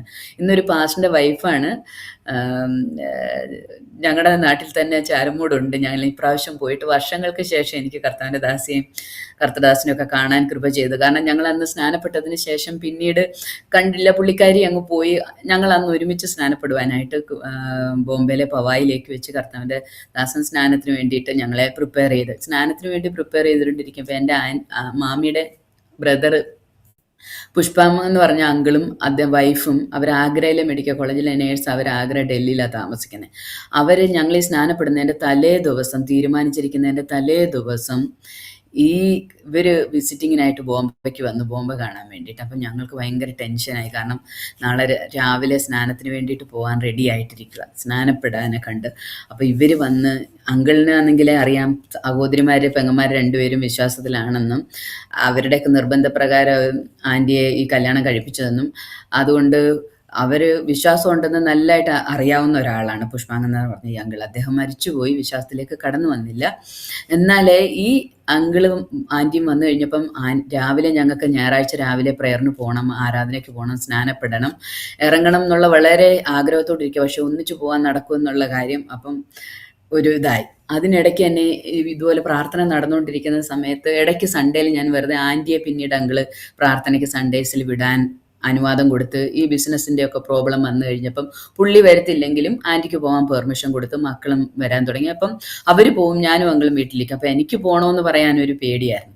ഒരു ദിവസം ഞാൻ അങ്കിളിനോട് ചെന്നിട്ട് ഇങ്ങനെ പ്രാർത്ഥനയോടെ ചെന്ന് ഞാൻ ചോദിച്ചു, മാമ ഞാനും കൂടെ പോയിക്കോട്ടെ. ഇവർ പോയി കഴിയുമ്പോൾ മാമിനിവിടെ ടി വി കണ്ടിരിക്കും, ഞാനിവിടെ ഇരുന്ന് ബോറടിക്കുക, വെറുതെ ഞാൻ ഉച്ചവരെ അവരുടെ കൂടെ പ്രേയറിന് പോയിട്ട് ജസ്റ്റ് പോയിട്ട് ഇങ്ങനെ തിരിച്ചു വരാമെന്ന് ഒന്ന് നോക്കി. ഓക്കെ നീ പോയിക്കോ, കുഴപ്പമില്ല എന്ന് പറഞ്ഞു. പക്ഷെ ഒന്നും പോകണ്ടെന്ന് പുള്ളി പറഞ്ഞതേ ഇല്ല. അങ്ങനെ അന്നോട്ട് സൺഡേസിൽ ഞങ്ങൾ പോകുന്നുണ്ടായിരുന്നു. അതിനുശേഷമാണ് ഈ സ്നാനത്തിൻ്റെ കാര്യങ്ങളൊക്കെ തീരുമാനമായത്. സ്നാനപ്പെടാനായിട്ട് കടന്നു പോകണമെന്ന് ആഗ്രഹിച്ചു കഴിഞ്ഞപ്പോഴാണ് ഇവർ വന്നത്. ഇവർ വന്നു കഴിഞ്ഞപ്പോൾ ഞങ്ങൾക്ക് പോകാൻ പറ്റില്ല. അപ്പോൾ ആൻറ്റി രാവിലെ എന്നോട് പറഞ്ഞ്, മോളൊരു കാര്യം ചെയ്യ്, നീ സ്നാനം കഴിഞ്ഞിട്ടിടാനുള്ള ഡ്രസ്സും മറ്റ് ബൈബിളും ഒക്കെ ആയിട്ട് നീ മുന്നേ ഒറ്റയ്ക്ക് പോയിക്കോ, ഞാൻ പിന്നീട് നേരെ പവായി ലേക്കിലേക്ക് വരാം. അല്ലാതെ ഒരുമിച്ച് പോകുമ്പോൾ ഇവർക്ക് സംശയമായി, ഇവർക്കുള്ള ബ്രേക്ക്ഫാസ്റ്റും കാര്യങ്ങളൊക്കെ ഒരുക്കി കൊടുത്തിട്ട് ഞാൻ വന്നേക്കാമെന്ന് പറഞ്ഞു. അങ്ങനെ ഞാൻ ഇത് ഒരു വലിയ ഡിസിഷൻ എടുത്ത് മുന്നോട്ട് പോവുക. കാരണം ജീവനോ മരണമോ എന്തോ ആണ് അടുത്ത് സംഭവിക്കുന്നതെന്ന് അറിയത്തില്ല. പക്ഷെ എൻ്റെ ഒറ്റ ഒരു ആഗ്രഹം, എനിക്ക് സ്നാനപ്പെടണം, എന്ത് ചെയ്യാതായാലും എനിക്ക് സ്നാനപ്പെടണം എന്നുള്ളത്. അത് സഭയായിട്ട് അവരെല്ലാവരും ഒരുമിച്ച് പ്രാർത്ഥിച്ചു. ഒത്തിരി പേരുണ്ടായിരുന്നു അവിടെ പ്രാർത്ഥിക്കാനായിട്ട്. അവരെല്ലാവരും പ്രാർത്ഥിച്ചു. അങ്ങനെ സ്നാനത്തിന് വേണ്ടിയിട്ട് ഞാൻ ഇറങ്ങി. ഞാൻ രാവിലെ 7 മണിയായപ്പോൾ മുന്നേ ഇവർ പോകുന്നതിന് മുമ്പ് ഞാൻ ഇറങ്ങി. ഒറ്റയ്ക്ക് ഞാൻ ആ ബാഗും പിടിച്ചിട്ട് മുന്നോട്ട് പോകുമ്പം എൻ്റെ കുറച്ച് ദൂരം നടന്നപ്പോൾ ആരോ എന്നെ ഫോളോ ചെയ്യുന്നത് പോലെ എനിക്ക് തോന്നി. ഞാൻ തിരിഞ്ഞു നോക്കുമ്പം എൻ്റെ മാമിയുടെ ബ്രദർ പുഷ്പാങ്കദൻ അങ്കിൾ എൻ്റെ തൊട്ട് പുറയുന്നുണ്ട്. പുള്ളി എന്നെ ഇങ്ങനെ ഫോളോ ചെയ്യുക പയ്യെ. ഞാൻ വിചാരിച്ചു എൻ്റെ കൂടെ തന്നെ വരും. എന്നോട് ചോദിച്ചു, നീ ഇതെവിടെയാണ് പോകുന്നതെന്ന് ചോദിച്ചു. ഞാൻ പെട്ടെന്ന് നമുക്ക് എന്തോ മറുപടി പറയണമെന്ന് അറിയത്തില്ല. ഞാൻ പറഞ്ഞു, എൻ്റെ ഒരു ഫ്രണ്ട് ഇവിടെ ഉണ്ട്, അവിടെ ഈ ഞായറാഴ്ച രാവിലെ നീ എവിടെയാടി ഫ്രണ്ടിൻ്റെ വീട്ടിൽ പോകുന്നത്?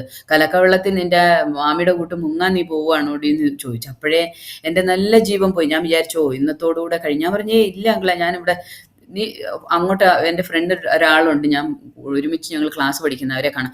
ഞായറാഴ്ച രാവിലെ നീ ക്ലാസ് പഠിക്കുന്നത് കാണാൻ പോവല്ലേ എന്ന് ചോദിച്ചു. ഞാനും നിൻ്റെ കൂടെ വരുന്നതെന്ന് പറഞ്ഞു. നീ എവിടെ പോകുന്നതെന്ന് കാണട്ടെ. അപ്പം ഞാൻ വിചാരിച്ചു ഇന്ന് എൻ്റെ സ്നാനം കഴിഞ്ഞു, ഇനി സ്നാനത്തിന് പോകാം. പുള്ളി അറിഞ്ഞിട്ട് മുന്നോട്ട് പോയി പള്ളിയിലോട്ടാണ് പോകുന്നതെന്ന് അറിഞ്ഞു കഴിഞ്ഞാൽ പുള്ളി മാമനോട് പറഞ്ഞു കഴിഞ്ഞാൽ ഇന്ന് തന്നെ കയറ്റി നാട്ടിൽ തന്നെ വിടാനുള്ള ഫുൾ ചാൻസ് ഉണ്ട്. ഒരിക്കലും സ്നാനപ്പെടാനുള്ള ഒരു ചാൻസും ഇല്ല. എനിങ്ങനെ മുന്നോട്ട് പോകും, പുറമോട്ട് പോകണോ മുന്നോട്ട് വെക്കണോ, കാലും കൈയും വിറച്ചിട്ടാണ് എനിക്ക് ഒരു സ്റ്റെപ്പ് മുന്നോട്ട് വെക്കാൻ പറ്റത്തില്ല. ഞാൻ ദൈവമേ എന്തുവാ ചെയ്യേണ്ടതെന്ന് വിചാരിച്ച് അങ്ങോട്ട് കുറച്ച് റോഡ് ക്രോസ് ചെയ്ത് ഞാൻ മുന്നോട്ട് പോകുമ്പോൾ പുള്ളിക്കാരൻ എന്നോട് ചോദിച്ചു, നീ അങ്ങോട്ടാണ് പോകുന്നത്? ഞാൻ പറഞ്ഞു, ഞാൻ നേരെയുള്ള ഞാനിവിടെ എൻ്റെ ഒരു ഫ്രണ്ട് ഉണ്ട്, അദ്ദേഹത്തെ കാണാൻ വന്നത്, നീ അങ്ങോട്ട് പോയിക്കോന്ന് പറഞ്ഞ് പുള്ളി ആ വഴി മാറി. അപ്പോഴാണ് എൻ്റെ ശ്വാസം ശരിക്കും നേരെ വീണത്. അതുവരെ എനിക്ക് ശ്വാസം പോകുന്നുണ്ടോ എന്തുവാ ചെയ്യേണ്ടതെന്നൊരു പിടുത്തമില്ലാതെ ഞാൻ അവിടെ നിന്നിട്ട് ഓടി ചർച്ചിൽ ചെന്നിട്ട് പറഞ്ഞു, ഇതുപോലെ ഇതുവരെ പുറയിലുണ്ടായിരുന്നു ആൻറ്റിയും അവിടോട്ടേ വരുള്ളൂ. പിന്നെ അവിടുന്ന് പ്രാർത്ഥിച്ച് ഞങ്ങൾ അവിടുന്ന് ഒരുമിച്ചാണ് സ്നാനത്തിന് പോയിട്ട് പവായിൽ വെച്ച് ദൈവത്തെ കൃപയാൽ എനിക്ക് കർത്താവായ യേശുക്രിസ്തുവിനെ ദൈവത്തിൽ സാക്ഷീകരിക്കാൻ ദൈവമായ കർത്താവ് എനിക്ക് അവിടെ വെച്ച് കൃപ ചെയ്തു. അപ്പം അത് കഴിഞ്ഞ് കഴിഞ്ഞപ്പം ഞാൻ അന്ന് ആഭരണം ഊരി സ്നാനപ്പെട്ട് അപ്പം എൻ്റെ കസിൻസ് എല്ലാം എന്നെ നോട്ടീസ് ചെയ്യാൻ തുടങ്ങി. എൻ്റെ ബന്ധുക്കൾ കുറേ പേര് ബോംബെയിലുണ്ട്. അപ്പോൾ അവരെല്ലാം എൻ്റെ ഫാദറിനെ വിളിച്ച് വിവരം അറിയിക്കാനിടയായി തീർന്നു. എൻ്റെ നാട്ടിലുള്ള അമ്മയോടും അനിയത്തിമാരോടും പപ്പന്മാരോടും എല്ലാവരോടും വിവരം അറിയിച്ചു. ഓരോരുത്തരിങ്ങനെ എതിർപ്പിൻ്റെ ഒരു ഭയങ്കര ഒരു ഭൂകമ്പം പോലെ ആയിരുന്നു അത് അന്ന് ഇങ്ങോട്ട് വരുന്നത്. അപ്പം എനിക്ക് എന്നിട്ടും എൻ്റെ അങ്കിള് ഞാൻ ഈ ആഭരണം ഊരിയിട്ടുണ്ടോ എന്നുള്ളത് ശ്രദ്ധിച്ചിട്ടുമില്ല, എന്നോട് ചോദിച്ചിട്ടുമില്ല. അദ്ദേഹം ആ സമയത്തൊന്നും രക്ഷയിലേക്ക് കടന്നു വന്നിട്ടില്ല. അത് കഴിഞ്ഞ് കുറച്ച് നാൾ കഴിഞ്ഞതിന് ശേഷം 99-ലാണെന്ന് തോന്നുന്നു, അതെ, അങ്കിള് വിശ്വാസത്തിലേക്ക് കടന്നു വരുന്നത്. 2000-ൽ എൻ്റെ വിവാഹത്തിന് 1 വർഷം മുമ്പാണ്. അപ്പം അങ്കിള് വിശ്വാസത്തിലേക്ക് കടന്നു വരുന്നിടം വരെ അദ്ദേഹം ശ്രദ്ധിച്ചിട്ടേ ഇല്ല ഞാൻ ഈ ആഭരണം എൻ്റെ കസിൻസ് ഓരോരുത്തർ പോകുമ്പോൾ ഓരോ എൻ്റെ കാതിലുള്ളത്, കഴുത്തേലുള്ളത്, കയ്യിലുള്ളത്, പാദസരം ഇതെല്ലാം ഇട്ടുണ്ടായിരുന്നു ബോംബെക്ക് വന്നത്. അപ്പോൾ ഇത് ഓരോന്നോരോന്ന് ഇതിവിടെ ഫാഷൻ ഇല്ല, ഇത് എനിക്ക് വേണ്ട എന്ന് പറഞ്ഞിട്ട് എൻ്റെ അനിയത്തിമാർ കോളേജിൽ പോകുന്നതല്ലേ എന്ന് പറഞ്ഞ് ഓരോന്നും വീട്ടിൽ കൊടുത്തുവിടും. അപ്പോഴേ അവർക്കെല്ലാം നല്ല ഡൗട്ട്. പിന്നെ എൻ്റെ കത്ത് വരുന്നതിനകത്തും എല്ലാം സുവിശേഷമാണ്, കർത്താവായ യേശുക്രിസ്തുവാണ് ദൈവമെന്ന് പ്രൂവ് ചെയ്യാൻ വേണ്ടിയിട്ടുള്ള എല്ലാ കാര്യങ്ങളും ചെയ്തു കൊടുക്കുന്നുണ്ട്. അവർക്ക് കംപ്ലീറ്റ് മനസ്സിലായി ഇവൾക്ക് എന്തായാലും അവരുടെ കയ്യിൽ നിന്ന് പോയി. അപ്പം എൻ്റെ അമ്മ ചെയ്തത് എന്തെന്ന് വെച്ചാൽ കൊണ്ട് പിന്നെ ഹിന്ദുക്കളിൽ അപ്പം എൻ്റെ അനിയത്തി അപ്പോഴത്തേന് പഠിച്ചു. ഞങ്ങൾ രണ്ടുപേരുടെയും കൂടെ ഒരുമിച്ച് വിവാഹം നടത്തണം. അപ്പോൾ അതിനുള്ള കാര്യത്തിന് പൂജയും നേർച്ചയും കാഴ്ചയും ഹിന്ദുക്കളുടേതായ രീതിയിൽ ചെയ്യണം, ഇവള് കൈവിട്ടു പോവല്ലോ എന്നുള്ള രീതിയിൽ അങ്ങനെ ഒരു തരത്തിൽ ചെയ്യുന്നുണ്ട് അനിയത്തിമാരും അമ്മയും കൂടെ. പിന്നെ അച്ഛൻ്റെ ഭീഷണിയും പേടിയും, അത് സൗദിയിൽ നിന്ന് പുള്ളിക്കാരന് എന്ത് ചെയ്യും, ഇനി അടുത്തത് വന്ന് എന്തുവാ എന്നെ ചെയ്യാൻ പോണെന്നുള്ളത് ഒരു പിടുത്തവുമില്ല. പക്ഷെ ആ സമയം ആയപ്പോഴത്തേന് ദൈവകൃപയാൽ ഞാൻ ആദ്യം കുറച്ച് നാൾ ഒരു അക്കൗണ്ട്സിലെ ഒരു കെമിക്കൽ കമ്പനിയിലെ മറോളിലെ ഒരു ജോലി ചെയ്തു, ഒരു 3-4 മാസം. അതിന് ശേഷം എനിക്ക് അന്തരി വെസ്റ്റിലെ നവരംഗ് സിനിമ തിയേറ്ററിൻ്റെ നെക്സ്റ്റ് ആയിട്ടൊരു ഖണ്ടേൽവാലായി ഹോസ്പിറ്റൽ ഉണ്ടായിരുന്നു. ആ ഹോസ്പിറ്റലിലെ അക്കൗണ്ട്സിൽ എനിക്ക് ജോലി കിട്ടി. ഞാൻ അവിടെയാണ് തിരിച്ചു ബോംബെയിൽ നിന്ന് പോരുന്നിടം വരെ വർക്ക് ചെയ്തുകൊണ്ടിരുന്നത്. അപ്പം ഞാനവിടെ ജോലിക്ക് കയറി, ഞാനവിടെ ജോലിക്ക് പോകുന്നുണ്ട്. അപ്പം എനിക്ക് ജോലിയൊക്കെ ആയിക്കഴിഞ്ഞപ്പം ദൈവത്തിൻ്റെ പരിശുദ്ധാത്മാവ് ഓർമ്മപ്പെടുത്തി, കാരണം എൻ്റെ പിതാവ് കടന്നു വരും, എനിക്ക് പ്രോബ്ലം ഉണ്ടാവും, എന്നെ അവിടെ നിന്ന് പിടിച്ചുകൊണ്ട് പോകാനുള്ള ചാൻസ് ഉണ്ട്. കാരണം ഓരോ സ്റ്റെപ്പിലും ദൈവം തൻ്റെ ദാസന്മാരിൽ കൂടെ, ദൈവത്തിൻ്റെ വചനത്തിൽ കൂടെ എനിക്ക് ആലോചന പറഞ്ഞ. കാരണം എനിക്കൊരു സ്റ്റെപ്പ് എങ്ങനെ മുന്നോട്ട് വെക്കണമെന്ന് അറിയത്തില്ല. കാരണം ദൈവശബ്ദം ഇല്ലാതെ ഞാൻ ഭയപ്പെട്ട് ജീവിക്കുന്ന ഒരു സമയമാണ്. കാരണം ആരും അറിയാതെ രഹസ്യത്തിലാണ് വിശ്വസിച്ചിരിക്കുന്നത്, സ്നാനപ്പെട്ടെങ്കിലും എല്ലാവർക്കും അറിയാം ഞാൻ പോകുന്നതും വരുന്നതും, ഞായറാഴ്ച ആരാധനയ്ക്ക് പോകുന്നതും മറ്റു കാര്യങ്ങളും എല്ലാം. എന്നാൽ ദൈവം അവിടെ എല്ലാം എന്നെ പ്രൊട്ടക്റ്റ് ചെയ്യും. അപ്പോൾ ചർച്ചിലുള്ള പാസ്റ്ററും ആൻറ്റിമാരും എല്ലാവരും പറഞ്ഞ് ഇങ്ങനെ അങ്കിളുടെ വീട്ടിൽ തന്നെ താമസിച്ച് കഴിഞ്ഞാൽ ചിലപ്പം അച്ഛൻ വന്നാൽ ഉടനെ പിടിച്ചുകൊണ്ട് പോകാനെ കൊണ്ട്, കാരണം എൻ്റെ ഫാദറും ആ വീട്ടിൽ താമസിച്ചിട്ടുള്ളതാണ്, അവിടെ എല്ലാം അറിയാം ആ ഏരിയയിൽ, എന്നെ പെട്ടെന്ന് കൊണ്ടുപോകാനുള്ള ചാൻസ് കൂടുതലാണ്. അപ്പോൾ അതുകൊണ്ട് IPC അന്ന് സണ്ണി പാസ്റ്ററാണ് IPC ചർച്ചിൻ്റെ പാസ്റ്ററായിട്ടിരുന്നത്. സണ്ണി പാസ്റ്ററിൻ്റെ ചർച്ചിൽ 2-3 സഹോദരിമാരുണ്ടായിരുന്നു, ആലിസ്, റീന, കൊച്ചുമോള്, അവരെല്ലാവരും കൂടി ഒരുമിച്ചൊരു ഫ്ലാറ്റിലായിരുന്നു അവിടെ റൂം ഷെയർ ചെയ്ത് താമസിച്ചുകൊണ്ടിരുന്ന് ജോലിക്ക് പോയിക്കൊണ്ടിരുന്നത്. അപ്പോൾ എന്നെ എന്ത് ചെയ്ത്, ജോലി ആയല്ലോ, അങ്കിള് പറഞ്ഞു നീ എന്തായാലും ഒരു കാര്യം ചെയ്യും, നീ അങ്ങോട്ട് മാറും. കാരണം ഒരു ആൻറ്റി പറഞ്ഞ് പ്രാർത്ഥനയോട് അങ്കിളിനോട് ചോദിച്ചപ്പോൾ അങ്കിള് പറഞ്ഞു ശരി, അവളിനിപ്പോൾ ഇവിടെ നിന്നിട്ട് ഇനിയും അപ്പോൾ പ്രശ്നമായി, അങ്കിളുടെ കൂട്ടത്തിൽ നിർത്തിയൊക്കെ ആയതുകൊണ്ട് ഇനിയൊന്നും പ്രശ്നം ഒന്നും വരണ്ടെന്ന് വിചാരിച്ചിട്ട് മാറ്റി എന്നെ അങ്ങോട്ടേക്ക് അവരുടെ കൂടെ. അപ്പം ഞാൻ അവിടെ ചെന്ന് കഴിഞ്ഞപ്പം എനിക്ക് ഭയങ്കര ഒരു കൂട്ടായി. സ്പിരിച്വലി എന്നെപ്പോലെ എൻ്റെ പ്രായമുള്ള ആൾക്കാർ എൻ്റെ കൂടെ ഉണ്ട്. ഞാൻ ദിവസങ്ങളിലുള്ള വൈകുന്നേരമുള്ള പ്രാർത്ഥനകളിൽ അവരുടെ കൂടെ IPC ചർച്ചിൽ പോവും. ഞായറാഴ്ച ആരാധനയ്ക്ക് ഷാരോൺ ഫെലോഷിപ്പ് ചർച്ചിലാണ് ഞാൻ സ്നാനപ്പെട്ടത്, അവിടെ വരും. അപ്പം ഈ 2 ചർച്ചിലും ഉള്ള ആൾക്കാർ ഒത്തിരി എനിക്ക് വേണ്ടി പ്രാർത്ഥിച്ചു. അവർ ഒത്തിരി ബാക്ക് സപ്പോർട്ട് എനിക്കുണ്ടായിരുന്നു, പ്രയറിൻ്റെ ഒത്തിരി എനിക്ക് വേണ്ടിയിട്ട്, എൻ്റെ കുടുംബത്തിന് വേണ്ടിയിട്ട് ഇടുവിൽ നിന്നാണ് അന്ന് ആ 2 ചർച്ചിലെ ഒത്തിരി ആൻറ്റിമാരും അങ്കിൾമാരും അവിടെയുള്ള എൻ്റെ ഈ ഫ്രണ്ട്സും അവരെല്ലാവരും. അങ്ങനെ ഇരിക്കുമ്പോൾ എൻ്റെ പിതാവിന് ഒരു ദിവസം എൻ്റെ കയ്യിൽ എൻ്റെ വീട്ടിലെ ആൽബം ഉണ്ട്, എൻ്റെ അച്ഛൻ്റെയും എൻ്റെ പാപ്പന്മാരുടെയും അമ്മയുടെയും എൻ്റെ അനിയത്തിമാരുടെയും എല്ലാം ഫോട്ടോ എൻ്റെ കയ്യിലുണ്ട്. അപ്പം ഞാൻ ഒരു ദിവസം ഈ എൻ്റെ ഫ്രണ്ട്സിനെ എല്ലാം എൻ്റെ ഈ ഫോട്ടോ കാണിച്ചിട്ടുണ്ട്. അപ്പം എൻ്റെ പിതാവ് ബോംബെ വന്നിട്ടപ്പോൾ ഒരു റീന അവിടെ മറോളിൽ തന്നെയാണ് ജോലി ചെയ്യുന്നത്. അവൾ നടന്നു പോയിട്ടാണ് ജോലി ചെയ്യുന്നത്, വാക്കിംഗ് ഡിസ്റ്റൻസേ ഉള്ള അവൾക്ക്. അപ്പം അവൾ രാവിലെ പോകുമ്പോൾ അവൾ കണ്ടു എൻ്റെ ഫാദർ ഇതേപോലെ അവിടെ ഒരു കടയുടെ അവിടെ വന്നിട്ട് സിഗരറ്റ് വലിച്ചിട്ട് ഇങ്ങനെ അവിടെ നിൽക്കുന്നതായിട്ട് കണ്ടു. എന്താ അവൾക്ക് അപ്പോഴേ തോന്നി, ചിലപ്പം ഇത് തന്നെയായിരിക്കും നിൻ്റെ ഈ ഫോട്ടോ. എന്നോട് തിരിച്ചു വന്ന് വൈകുന്നേരം ഞാൻ റൂമിൽ വന്ന്, അന്ന് ഞാൻ എല്ലാ ദിവസവും ആ ബസ് സ്റ്റോപ്പിലോട്ട് നടന്നു പോയിട്ടാണ് അവിടുന്ന് ബസ് കയറുന്നത്.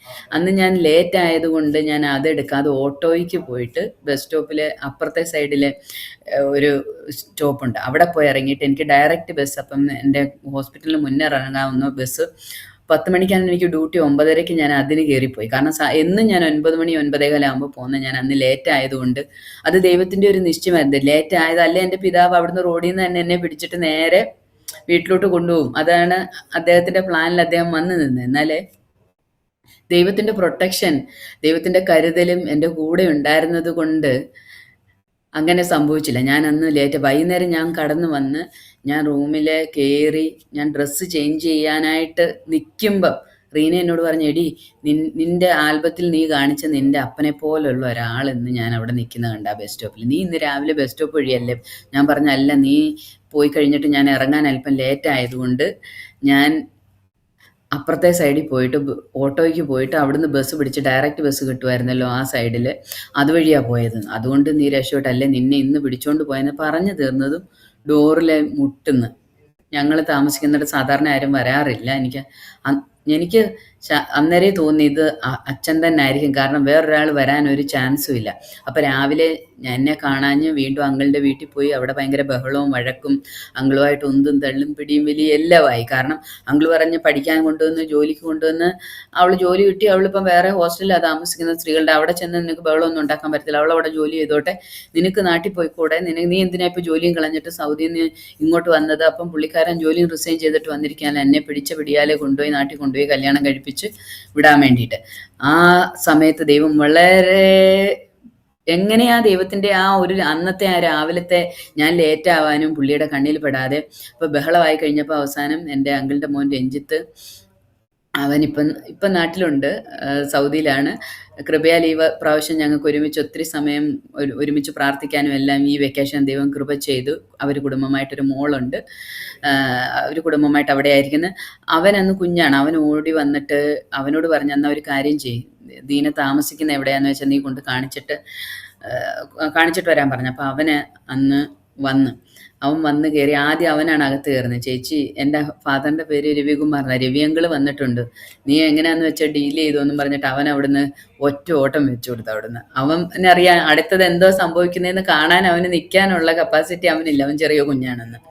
അവൻ എന്നിട്ട് അവിടുന്ന് ഇറങ്ങി ഓടി. അപ്പം എൻ്റെ അച്ഛൻ്റെ മുഖത്തോട്ട് നോക്കിയപ്പോൾ തന്നെ എൻ്റെ ജീവൻ പോയി. ഇങ്ങനെ രൗദ്രഭാവത്തിൽ ദേഷ്യത്തോടെ വന്ന് നിൽക്കുക. എന്നിട്ട് ഞാൻ പറഞ്ഞ, അച്ഛൻ അകത്ത് കയറിയിരിക്കാൻ പറഞ്ഞു. അകത്ത് കയറി പുള്ളി അവിടെ സോഫയിൽ അവിടെ ഇരുന്ന് കഴിഞ്ഞിട്ട് എന്നോട് പറഞ്ഞ്, നീ പഠിച്ചതും ജോലി ചെയ്തതും ഇവിടെ വന്നതും എല്ലാം നല്ലത് മതി, ഇപ്പം എല്ലാം പാക്ക് ചെയ്തു. അപ്പോൾ പുള്ളിയുടെ കയ്യിൽ റിസർവ് ചെയ്ത 2 ടിക്കറ്റ് ഉണ്ട് പിറ്റേ ദിവസത്തേക്ക് തിരിച്ചു പോകാൻ വേണ്ടിയിട്ട് നാട്ടിലോട്ട്.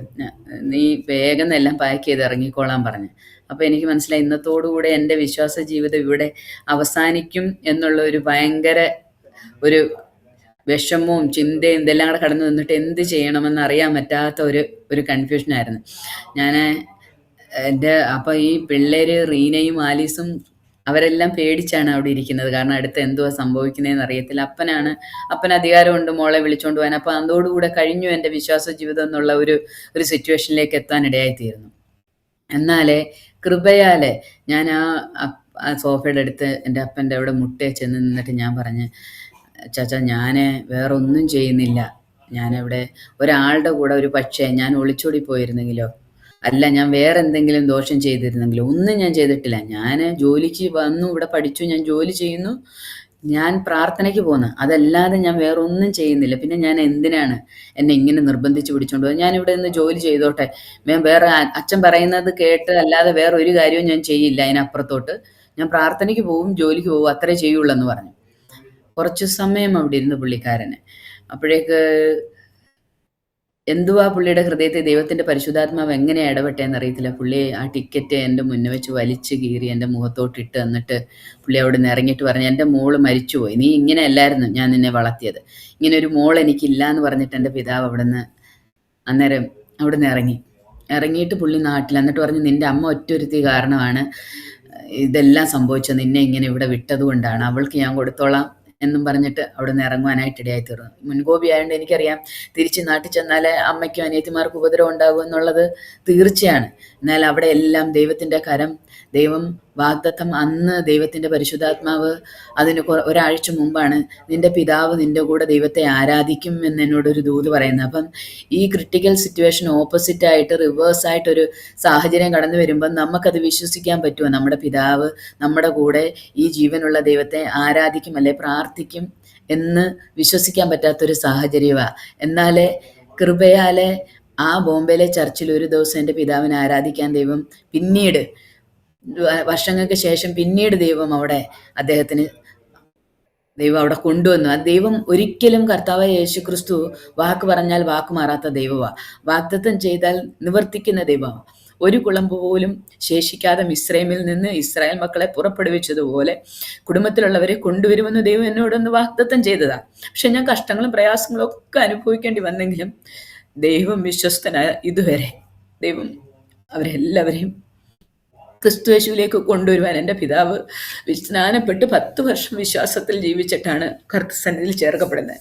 അപ്പം നമ്മുടെ ജീവിതത്തിൽ പ്രയാസങ്ങൾ, അതിൻ്റെ അർത്ഥം പ്രയാസങ്ങളും കഷ്ടതകളും ബുദ്ധിമുട്ടുകളും ഇല്ലെന്നല്ലായിരുന്നു. എനിക്ക് നല്ല സങ്കടം ഉണ്ടായിരുന്നു. കാരണം നമ്മൾ അപ്പനും അമ്മയും പറഞ്ഞ് അനുസരിച്ച് ജീവിച്ചിട്ടുള്ള മക്കളാണ്. പെട്ടെന്ന് നമ്മുടെ മാതാപിതാക്കൾക്ക് വിഷമമുണ്ടാകും. പക്ഷെ അതൊക്കെ ക്രിസ്തുവിൻ്റെ സ്നേഹത്തിന് വേണ്ടിയിട്ട് അല്ലെങ്കിൽ നിത്യരാജ്യത്തിന് വേണ്ടി നിൽക്കുമ്പം നമ്മുടെ കൂടെ കർത്താവ് യേശു ക്രിസ്തു ഉണ്ടെങ്കിൽ നമ്മൾ അവരുടെ പക്ഷം തിരിയല്ല, അവരെ നമ്മുടെ പക്ഷം തിരിയുവാൻ തക്കണം ദൈവം സഹായിക്കും. എനിക്ക് വളരെ വിഷമമുണ്ടായിരുന്നു. പക്ഷെ അതിനുശേഷം, കാരണം വീട്ടിലെ മൂത്ത മകളാണ്, 2 അനിയത്തിമാർ, അവർ പഠിക്കുന്നത് വളരെ ബുദ്ധിമുട്ടാണ്. കാരണം നാട്ടിൽ ചെന്നിട്ട് പിന്നെ അച്ഛന് വളരെ പ്രയാസമായിരുന്നു. അച്ഛൻ്റെ അത് കഴിഞ്ഞിട്ട് കുറച്ച് നാൾ അച്ഛൻ നാട്ടിൽ നിന്നതിന് ശേഷം അദ്ദേഹം ഗുജറാത്തിലേക്ക് പോയി. അദ്ദേഹം ഗുജറാത്തിൽ പോയി കഴിഞ്ഞപ്പോൾ ഞാൻ നാട്ടിൽ പോയി. നാട്ടിൽ ചെന്ന് കഴിഞ്ഞപ്പം അമ്പലത്തിൽ കൊണ്ടുപോകാനോ ആഭരണം ഇടിയിക്കാനോ അനിയത്തിമാർ, ഞാൻ 1 മാസത്തേക്ക് ലീവിന് പോയിട്ട് ഞാൻ 15 ദിവസം പോലും അവിടെ നിന്നില്ല. എന്നിട്ട് ഞാൻ അവിടെ നിന്ന് തിരിച്ചു പോരുമായിരുന്നു. കാരണം അവിടെ നമുക്ക് നിൽക്കാൻ പറ്റത്തില്ല. എൻ്റെ അമ്മയുടെ, എന്നാൽ അമ്മയുടെ അച്ഛനെ, അമ്മ, ഇവരെല്ലാവരും, ഉപ്പാപ്പന്മാർ, അവരെ എല്ലാവരും അറിയാമല്ലോ, ഒരു പെട്ടെന്ന് ഹിന്ദുക്കൾക്ക് ഒരാൾക്ക് അതങ്ങോട്ട് അക്സെപ്റ്റ് ചെയ്യാനോ വിശ്വസിക്കാനോ പറ്റത്തില്ല. അവർ വളർത്തിക്കൊണ്ടുവന്ന അവരുടെ ഒരു കുഞ്ഞ് പെട്ടെന്ന് അല്ലെ മതപരിവർത്തനം എന്നുള്ള ഒരു രീതിയിലായിരിക്കും ആൾക്കാർ ചിന്തിക്കുന്നത്. അവരെ അങ്ങനെ ആക്കി ബ്രെയിൻ വാഷ് ചെയ്തു, അങ്ങനെയൊക്കെ കേൾക്കുന്നത്. പക്ഷേ എന്നാൽ നമ്മുടെ ജീവിതത്തിൽ കർത്താവായ യേശു ക്രിസ്തു ഒരു മനുഷ്യൻ്റെ ജീവിതത്തിലേക്ക് കടന്നു വരുമ്പം അവനെ പാപത്തിൽ നിന്നും ശാപത്തിൽ നിന്നും ആ നിത്യമായ നരകത്തിൽ നിന്നും വീണ്ടെടുത്ത് സ്വർഗരാജ്യത്തിലേക്ക് ആക്കി തീർക്കുകയാണ് ആ പ്രോസസ്സ് നടക്കുന്നതെന്നുള്ളത് മനസ്സിലാക്കാൻ പരിശുദ്ധാത്മാവുള്ള ഒരാൾക്ക് മാത്രമേ കഴിയുള്ളൂ. അല്ലാതെ ഒരാൾക്കും അത് വിശ്വസിക്കാൻ കഴിയില്ല. എന്നാൽ ആ സമയത്ത് ദൈവം വളരെ പ്രയാസങ്ങളുണ്ടായിരുന്നു. ഞാൻ തിരിച്ച് ബോംബെയിലോട്ട് പെട്ടെന്ന് തന്നെ നാട്ടിൽ അധിക ദിവസം നിൽക്കാതെ തിരിച്ചു പോരേണ്ടി വന്നു. പിന്നീട് എൻ്റെ പിതാവ് എന്നെ ഒരു മോളെന്ന നിലയിൽ ഫോൺ വിളിക്കുകയോ അല്ലെ എഴുത്തയക്കുകയോ അങ്ങനെ ഒരു കോണ്ടാക്റ്റും ഇല്ലായിരുന്നു. എന്നാൽ ഗുജറാത്തിൽ പുള്ളി പോയതിന് ശേഷം പുള്ളിക്ക് ന്യൂമോണിയയും ടൈഫോയിഡും അങ്ങനെ ഒന്നിച്ച് വന്നിട്ട് പുള്ളി ഹോസ്പിറ്റലൈസ് ആയി കഴിഞ്ഞപ്പോഴേ ഒരു സുവിശേഷം, അത് പാസ്റ്ററാണോ അതോ ഇങ്ങനെ ഇവാഞ്ചലൈസേഷൻ ഹോസ്പിറ്റലിൽ പോയി ചെയ്യുന്നവരാണോ എന്നറിയില്ല, ആരോ ഫാമിലീസ് അവിടെ ചെന്ന് എൻ്റെ പിതാവിന് വേണ്ടി പ്രാർത്ഥിച്ചു. പുള്ളിക്ക് ബോധമൊന്നും ഇല്ലാതായിരുന്നെന്നാണ് പറയുന്നത്. എന്നാൽ ആ സമയത്ത് പുള്ളിക്ക് സുബോധം വന്ന് പുള്ളിയോട് പറഞ്ഞ്, നിൻ്റെ മകൾ നിനക്ക് വേണ്ടി പ്രാർത്ഥിക്കുന്നത് കൊണ്ടാണ് നീ ജീവനോടെ ഇരിക്കുന്നെങ്കിൽ, അല്ലെങ്കിൽ നീ മരിച്ചു പോകുമായിരുന്നു, നീ നിൻ്റെ മകളുടെ അടുത്തേക്ക് കടന്നു പോകാൻ പറഞ്ഞു എന്നാണ് പുള്ളി പറയുന്നത്. പിന്നീട് പുള്ളിക്കാരൻ ബോംബെയിലേക്ക് കടന്നു വരുവാനായിട്ട് ഇടയായിത്തീർന്നു. അവിടുന്ന് ഹോസ്പിറ്റലിൽ നിന്ന് ഡിസ്ചാർജായി നേരെ ബോംബെക്ക് കടന്നു വരുവാനായിട്ട് ഇടയായിത്തീർന്നു. ബോംബെ കടന്നു വന്നിട്ടാണ് എൻ്റെ കൂടെ ഈ ചർച്ചിൽ വന്ന് ഒരു ദിവസം പ്രാർത്ഥനയ്ക്കായിട്ട് അവിടെ കടന്നു വരുന്നത്. ആ സമയത്ത് കടന്നു വന്നതിന് ശേഷം ആ ആൻറ്റി പിന്നെ നേഴ്സായതുകൊണ്ട് മെഡിക്കലി ട്രീറ്റ്മെൻ്റ് ഒക്കെ കൊടുത്ത് എല്ലാം ചെയ്തിട്ട് ഞങ്ങൾ പ്രാർത്ഥനയ്ക്കായിട്ട് ആ ചർച്ചിൽ എൻ്റെ പിതാവിനെ കൊണ്ടുപോകാനായിട്ട് ഇടയായിത്തീർന്നു. ഞാൻ സ്നാനപ്പെട്ട അതേ ചർച്ചിൽ ഒരു ദിവസം കടന്നു വന്ന് അവിടുന്ന് പ്രാർത്ഥിച്ചിട്ടാണ് പിന്നീട് നാട്ടിലേക്ക് എൻ്റെ പിതാവ് കടന്നു വരുന്നത്. നാട്ടിൽ ഞങ്ങൾ പറഞ്ഞു, ആരോഗ്യപരമായ പ്രശ്നമുണ്ടെങ്കിൽ പിന്നെ അവിടെ നിൽക്കേണ്ട, നാട്ടിൽ പൊയ്ക്കോ, വീട്ടിലെ അനിയത്തിമാരുണ്ട്, അമ്മയുണ്ട്, വീട്ടിലെ കാര്യങ്ങളൊക്കെ നോക്കാമല്ലോ എന്ന് പറഞ്ഞിട്ട് അങ്ങനെ നാട്ടിലേക്ക് കടന്നു വരുവാനായിട്ട് ഇടയായിത്തീർന്നു. നാട്ടിൽ കടന്നു വന്നതിന് ശേഷം ആണ് വിവാഹത്തിൻ്റെ കാര്യങ്ങൾ, കാരണം അപ്പോഴത്തേക്ക് എനിക്ക് വിവാഹത്തിനുള്ള പ്രായമായി. അനിയത്തിയുടെ വിവാഹം അവർക്ക് നടത്തണം, എൻ്റെ വിവാഹം നടത്താതെ അനിയത്തിയുടെ വിവാഹം എങ്ങനെ നടത്തുന്നതെന്നുള്ളൊരു ചിന്തയായി. അപ്പം ഞാൻ നാട്ടിൽ കടന്നു വന്നത്, ഞാൻ വിചാരിച്ചു എൻ്റെ അനിയത്തി അപ്പം കമ്പ്യൂട്ടർ ഒക്കെ പഠിച്ചിട്ടിരിക്കും, അവളെയും കൂടെ കൊണ്ടുവരാം, നേരെ ഇളയ അനിയത്തി ദീപ, അവളെ കൊണ്ടുവരാമെന്ന് വിചാരിച്ചിട്ട് ഞാൻ അവളോട് പറഞ്ഞപ്പോൾ അവൾ പറഞ്ഞു, നിന്നെപ്പോലെ ആയി തീരും, അതുകൊണ്ട് ഞാൻ വരത്തില്ല, നീ പോയിക്കോളാൻ പറഞ്ഞു. അങ്ങനെ അവൾ വന്നില്ല എൻ്റെ കൂടെ. എനിക്കൊരാഗ്രഹം ഉണ്ടായിരുന്നു കൊണ്ടുവന്ന് അവളെ ക്രിസ്തുവിലാക്കണം എന്നുള്ളത്. പക്ഷേ അവൾ കടന്നു വന്നില്ല. അവൾ തിരിച്ചെന്നെ അമ്പലത്തിലേക്ക് കൊണ്ടുപോകാനാണ് ശ്രമിച്ചത്. എന്നാൽ ദൈവം കൃപയാലെ അവർ കുടുംബമായിട്ട് ഇന്ന് കർത്താവിനെ ആരാധിക്കുന്നുണ്ട്. ദൈവം മുഖാന്തരങ്ങളെ ഒരുക്കും. എന്നോട് ദൈവം വാഗ്ദത്തം പറഞ്ഞ ആ ദൈവത്തിൻ്റെ വാഗ്ദത്തങ്ങളെല്ലാം ദൈവം തക്ക സമയത്ത് നിറവേറ്റുന്ന ആ ദൈവത്തിൻ്റെ എൻ്റെ കണ്ണുകൊണ്ട് ഈ ഭൂമിയിൽ എനിക്ക് കാണുവാൻ ദൈവം കൃപ ചെയ്തു. അതിനുശേഷം വിവാഹത്തിൻ്റെ പ്രപ്പോസൽ വന്നു കഴിഞ്ഞപ്പോൾ ഞാൻ പറഞ്ഞു, ഞാനൊരു വിശ്വാസിയായിട്ട് ഞാൻ എൻ്റെ ഫാദറിൻ്റെ അടുത്ത് പറഞ്ഞെന്ന്, ഒരു വിശ്വാസിയായിട്ടുള്ള ഒരാളെ വിവാഹം കഴിച്ചില്ലെങ്കിൽ എനിക്ക് വിവാഹം വേണ്ട, അതുകൊണ്ട് നിങ്ങൾ വിഷമിക്കേണ്ട, എൻ്റെ വിവാഹം നടന്നില്ല എന്ന് വിചാരിച്ചിട്ട് നിങ്ങൾ വിഷമിക്കരുത്. അനിയത്തിയുടെ വിവാഹം നടത്തിക്കുക. ഒരു പക്ഷേ ഞാനൊരു വിശ്വാസിയെ വിവാഹം കഴിച്ചാൽ അവർക്ക് ചിലപ്പോൾ ബുദ്ധിമുട്ടായിരിക്കും, അവർ ഹിന്ദുവിൽ നിൽക്കുന്ന അവർക്ക് അതുകൊണ്ട് അവളുടെ വിവാഹം ആദ്യം നടക്കട്ടെ. അങ്ങനെ 2000 ജൂലൈയിലെ 13-ാം തീയതിയാണ് അവളുടെ വിവാഹം നടക്കുന്നത്. അപ്പം ആ സമയത്ത് 98 ആയപ്പോൾ ഒരു ദൈവത്തിൻ്റെ ഞാൻ അന്ന് തൊട്ടേ വിശ്വാസത്തിലേക്ക് കടന്നു വന്ന അന്ന് തൊട്ട് ഞാൻ ഹൃദയത്തിൽ തീരുമാനിച്ച്, ജീവിക്കുന്നെങ്കിൽ കർത്താവിനായിട്ട്, മരിക്കുന്നെങ്കിൽ കർത്താവിനായിട്ട്. അത് എൻ്റെ ഹൃദയത്തിലൊരു തീരുമാനമായിരുന്നു. ദൈവം എനിക്ക് അങ്ങനെ ഒരു ഉറപ്പും ബലവും തന്നു. അങ്ങനെ ഒരു വിവാഹം കഴിച്ചില്ലെങ്കിലും കുഴപ്പമില്ല, ജോലിയുണ്ട്, ജോലി ചെയ്യുക, ബാക്കി സമയം കർത്താവിൻ്റെ വേല ചെയ്തായിരുന്നു എൻ്റെ ഉള്ളിലെ ഭയങ്കര ആഗ്രഹം. അങ്ങനെ ഇരിക്കുമ്പോഴാണ് ഒരു ദൈവിക ആലോചന, ഒരു ദൈവത്തിൻ്റെ ദാസൻ എന്നോട് പറയുന്നത്, നീ ഒറ്റയ്ക്ക് ജീവിക്കാൻ തീരുമാനിച്ചിരിക്കുകയാണ്, എന്നാൽ ദൈവത്തിൻ്റെ പരിശുദ്ധാത്മാവ് നിന്നോട് പറയുന്നത് നീ ഒറ്റയ്ക്ക് ജീവിക്കാനല്ല, കുടുംബമായിട്ട് ദൈവത്തെ ആരാധിക്കാൻ ദൈവം നിന്നെ വിളിച്ച് വേർതിരിച്ചതാണ്. അതുകൊണ്ട് നിന്നെപ്പോലെ ഒറ്റയ്ക്കുള്ള ഒരാളെ വിവാഹത്തിന്, അത് നിൻ്റെ വിവാഹം 2000 നടക്കും, ഒക്ടോബർ, നവംബർ, ഡിസംബർ, ഇത് ഏതെങ്കിലും ഒരു മാസമായിരിക്കും, ഡേറ്റ് 12 ആയിരിക്കും. നീ ഇന്ന് മുതൽ അതിനുവേണ്ടി പ്രാർത്ഥിക്കണം, അത് തക്ക സമയത്ത് അത് നടക്കാൻ വേണ്ടിയിട്ട്. എന്നാൽ ഈ ഇത് എൻ്റെ അനിയത്തിയുടെ വിവാഹം കഴിഞ്ഞ് ജൂലൈയിൽ കഴിഞ്ഞ് സെപ്റ്റംബർ ആയപ്പം, സെപ്റ്റംബർ 27-ാം തീയതിയാണ് എൻ്റെ ഹസ്ബൻഡിൻ്റെ പ്രൊപ്പോസൽ കുവൈറ്റിൽ നിന്ന് വരുന്നത്. കാരണം ഞങ്ങളുടെ ചർച്ചിലുള്ള അബ്രഹാം എന്ന് പറഞ്ഞൊരു ബ്രദർ ഇവിടെ കുവൈറ്റിലേക്ക് ജോലിക്കായിട്ട് കടന്നു വരുവാനായിട്ട് ഇടയായി തീർന്നു. അദ്ദേഹത്തിൻ്റെ പാസ്റ്ററിൻ്റെ അടുത്ത് എൻ്റെ ഹസ്ബൻഡൊക്കെ കടന്നു പോകുന്ന ചർച്ചിലെ പാസ്റ്റർ ഇങ്ങനെ ഒറ്റയ്ക്ക് വിശ്വാസത്തിലേക്ക് കടന്നു വന്നത് 94-ലാണ് എൻ്റെ ഹസ്ബൻഡ് ഇവിടെ കുവൈറ്റിൽ ജോലിക്കായിട്ട് കടന്നു വന്നതാണ്. അദ്ദേഹത്തിൻ്റെ നാട് കണ്ണൂരാണ്. അച്ഛൻ, അമ്മ, അച്ഛൻ മരിച്ചുപോയി, ഇപ്പോൾ അമ്മയും 2 ജ്യേഷ്ഠന്മാരും ഒരു അനിയനും 2 പെങ്ങന്മാരും ഉണ്ട്. അവരാരും ഇതുവരെ വിശ്വാസത്തിലേക്ക് കടന്നു വന്നിട്ടില്ല. എന്നാൽ എൻ്റെ ഹസ്ബൻഡ് ഇവിടെ കടന്നു വന്നിട്ട് ദൈവവചനം കേൾക്കുവാനും അങ്ങനെ കളിയാക്കാൻ പോയ ഒരാളാണ് കൂട്ടുകാരെ. എന്നാൽ അഭിഷേകത്തിൻ്റെ ശക്തിയാൽ അദ്ദേഹത്തെ ദൈവം നിറച്ച് അദ്ദേഹം സ്നാനപ്പെട്ട് വേർപെട്ട് ആരാധിക്കാൻ ഇടയായി തീർന്നു. അങ്ങനെ അദ്ദേഹത്തിന് വേണ്ടിയിട്ട് ഒരു പ്രൊപ്പോസൽ ആഗ്രഹിക്കുന്ന സമയത്താണ് ഇങ്ങനെ എൻ്റെ കാര്യം ഇങ്ങനെ ഞാൻ ബോംബെയിൽ ഇങ്ങനെ ഒരാളുണ്ടെന്നും, അങ്ങനെ ഇവിടുത്തെ പാസ്റ്ററും ആൻറ്റിയും എൻ്റെ ഇവർ ജ്യേഷ്ഠൻ ബോംബെയിലുണ്ട്, ഇപ്പോഴും ബോംബെയിലുണ്ട്, പവായിലാണ് അവർ താമസിക്കുന്നത്. അദ്ദേഹത്തിന് സ്വന്തമായിട്ട് ബിസിനസ്സുണ്ട്, കമ്പനിയുണ്ട്. ചേച്ചിയും ചേട്ടത്തിയും 2 മക്കളുണ്ട്, അവർ ബോംബെയിലാണ് സെറ്റിലാണ്, അവരവിടെ തന്നെ. അന്ന് ചേട്ടൻ അവിടെ ഉള്ള സമയത്താണ് ഞങ്ങൾ താമസിക്കുന്നതിന് കുറച്ച് ദൂരമായിട്ട് സാക്കിനൊക്കെ തന്നെ ആയിരുന്നു അന്ന് അവർ താമസിക്കുന്നത്. അപ്പോൾ ഇവർ അവിടെ വന്ന് സെപ്റ്റംബർ 27-ാം തീയതി വന്ന് എൻ്റെ അങ്കിള് ആ സമയത്തേക്ക് വിശ്വാസത്തിൽ 99-ൽ എൻ്റെ അങ്കിള് വിശ്വാസത്തിൽ കടന്നു വന്നു. അങ്കിള് വിശ്വാസത്തിൽ കടന്നു വന്നിട്ടാണ് എന്നോട് പറയുന്നത്, എടി നമുക്ക് ഒരുമിച്ച് സ്നാനപ്പെടാം. ഞാൻ പറഞ്ഞു, മാമ ഞാൻ ഓൾറെഡി സ്നാനപ്പെട്ടു, ആഭരണമൊക്കെ ഊരിയത് അന്നാണ് മാമൻ ശരിക്കും എൻ്റെ ഏതെങ്കിലും കഴുത്തിലോട്ടൊക്കെ നോക്കിയിട്ട്. സത്യം പറഞ്ഞാൽ അതുവരെ അങ്കിളിൻ്റെ കണ്ണിൽ അങ്ങനെയൊന്നും തോന്നിയിട്ടേ ഇല്ല, ഞാൻ ഊരിയെന്നോ അല്ലെങ്കിൽ ദൈവാത്മാവ് മറച്ചു വെച്ചതുപോലെയായിരുന്നു. അതുവരെ ദൈവം പ്രൊട്ടക്റ്റ് ചെയ്ത്. അപ്പോൾ ഇങ്ങനൊരു പ്രൊപ്പോസൽ വന്നു കഴിഞ്ഞപ്പം അങ്കിള് ആൻറ്റിയും എൻ്റെ പിതാവിനോട് വിളിച്ചു പറഞ്ഞ്, നമ്മളെപ്പോലെ ഒരു വിശ്വാസത്തിലേക്ക് വന്നൊരു പയ്യനുണ്ട്, അവർ വരുന്നുണ്ട്, അവൾക്ക് അങ്ങനെ താല്പര്യം ഉള്ളതുകൊണ്ട് നീ ഇവിടെ കടന്നു വന്നിട്ട് പയ്യനെ കാണുമ്പം നീ ഉണ്ടായിരിക്കണം എന്ന് പറഞ്ഞിട്ട് അച്ഛനെ വിളിച്ചു വരുത്താനായിട്ട് ഇടയായി തീർന്നു. അങ്ങനെ അച്ഛൻ വീണ്ടും ബോംബെക്ക് കടന്നു വന്ന് ഞങ്ങളുടെ ചർച്ചിൽ വീണ്ടും പ്രാർത്ഥനയ്ക്ക് കൂടി. എന്നാൽ അന്ന് വന്ന് കണ്ടവർ പിറ്റേ ദിവസം ഒരു ലെറ്റർ കൈമാറ്റം പോലെ ചർച്ച് വെച്ചിട്ട് ഒരു പ്രാർത്ഥന പോലെ അങ്ങനെ വേണേൽ പറയാം. കാരണം ആരെയും കൂട്ടി വരുത്തിയിട്ട് നടത്താനുള്ള സമയമില്ല ഇവർക്ക്. അത് കഴിഞ്ഞിട്ട് ആ പാസ്റ്റർ ചേട്ടൻ കണ്ടിരുന്നു എൻ്റെ ഹസ്ബൻഡിനെ. എൻ്റെ ചേട്ടൻ വേണു എന്നാണ് അദ്ദേഹത്തിൻ്റെ പേര്. അദ്ദേഹം കണ്ടിരുന്നു. എന്നെ കാണാനായിട്ട് കടന്നു വരുമ്പോൾ പുള്ളി അതുവഴി പാസ് ചെയ്ത് പോകുമ്പോഴാണ്, അപ്പോൾ ഇവൻ ഇവിടെ എങ്ങനെ വരുന്നെന്നും പറയിച്ചിട്ടില്ല, ഒരു ഡൗട്ടായിരുന്നു. അങ്ങനെ കണ്ടു കഴിഞ്ഞിട്ടാണ് ചേട്ടൻ്റെ വീട്ടിലേക്ക് ഇവർ പോകുന്നത്. എന്നെ കണ്ടു കഴിഞ്ഞിട്ട് ചേട്ടൻ്റെ വീട്ടിൽ പോയിട്ട് പറഞ്ഞ്, ഞാനിതുപോലെ അതിനു മുമ്പ് പുള്ളി വിശ്വാസത്തിലേക്ക് ഇവിടെ കടന്നു വന്നതിന് ശേഷം കൂടെ ഉണ്ടായിരുന്ന ഒരു മാനേജർ മലയാളിയായിരുന്നു. അദ്ദേഹം ഹസ്ബൻഡിൻ്റെ വീട്ടിലേക്ക് കത്തെഴുതി ഇവന് ബുദ്ധിഭ്രമം പിടിച്ചു, ഇവന് മെൻ്റലി പ്രോബ്ലമാണ്, ഇവനിങ്ങനെ പള്ളിയിൽ പോകാൻ തുടങ്ങിയ. അദ്ദേഹം ഒരു ഹിന്ദു ആയിരുന്നു. അങ്ങനെ ഒത്തിരി ടോർച്ചർ ചെയ്തു എൻ്റെ ഹസ്ബൻഡിനെ. എന്നിട്ട് വീട്ടിൽ കത്തെഴുതി കഴിഞ്ഞ് അത് കത്ത് കിട്ടിക്കഴിഞ്ഞപ്പോൾ എൻ്റെ ഹസ്ബൻഡ് വീട്ടുകാർ പേടിക്കല്ലോ എന്നറിഞ്ഞ് ഹസ്ബൻഡ് ഇവിടുന്ന് ഒരു കത്തെഴുതിയ. അങ്ങനെ അന്നത്തെ കാലത്തൊക്കെ എന്ന് പറഞ്ഞാൽ എന്നും ഫോൺ വിളിയൊന്നും ഇല്ലല്ലോ, വല്ലപ്പോഴും എവിടുന്നെങ്കിലും നമ്മൾ വിളിക്കുക, സ്വന്തമായിട്ട് മൊബൈൽ ഫോണൊന്നും ഇല്ലാത്ത സമയം ആ സമയം.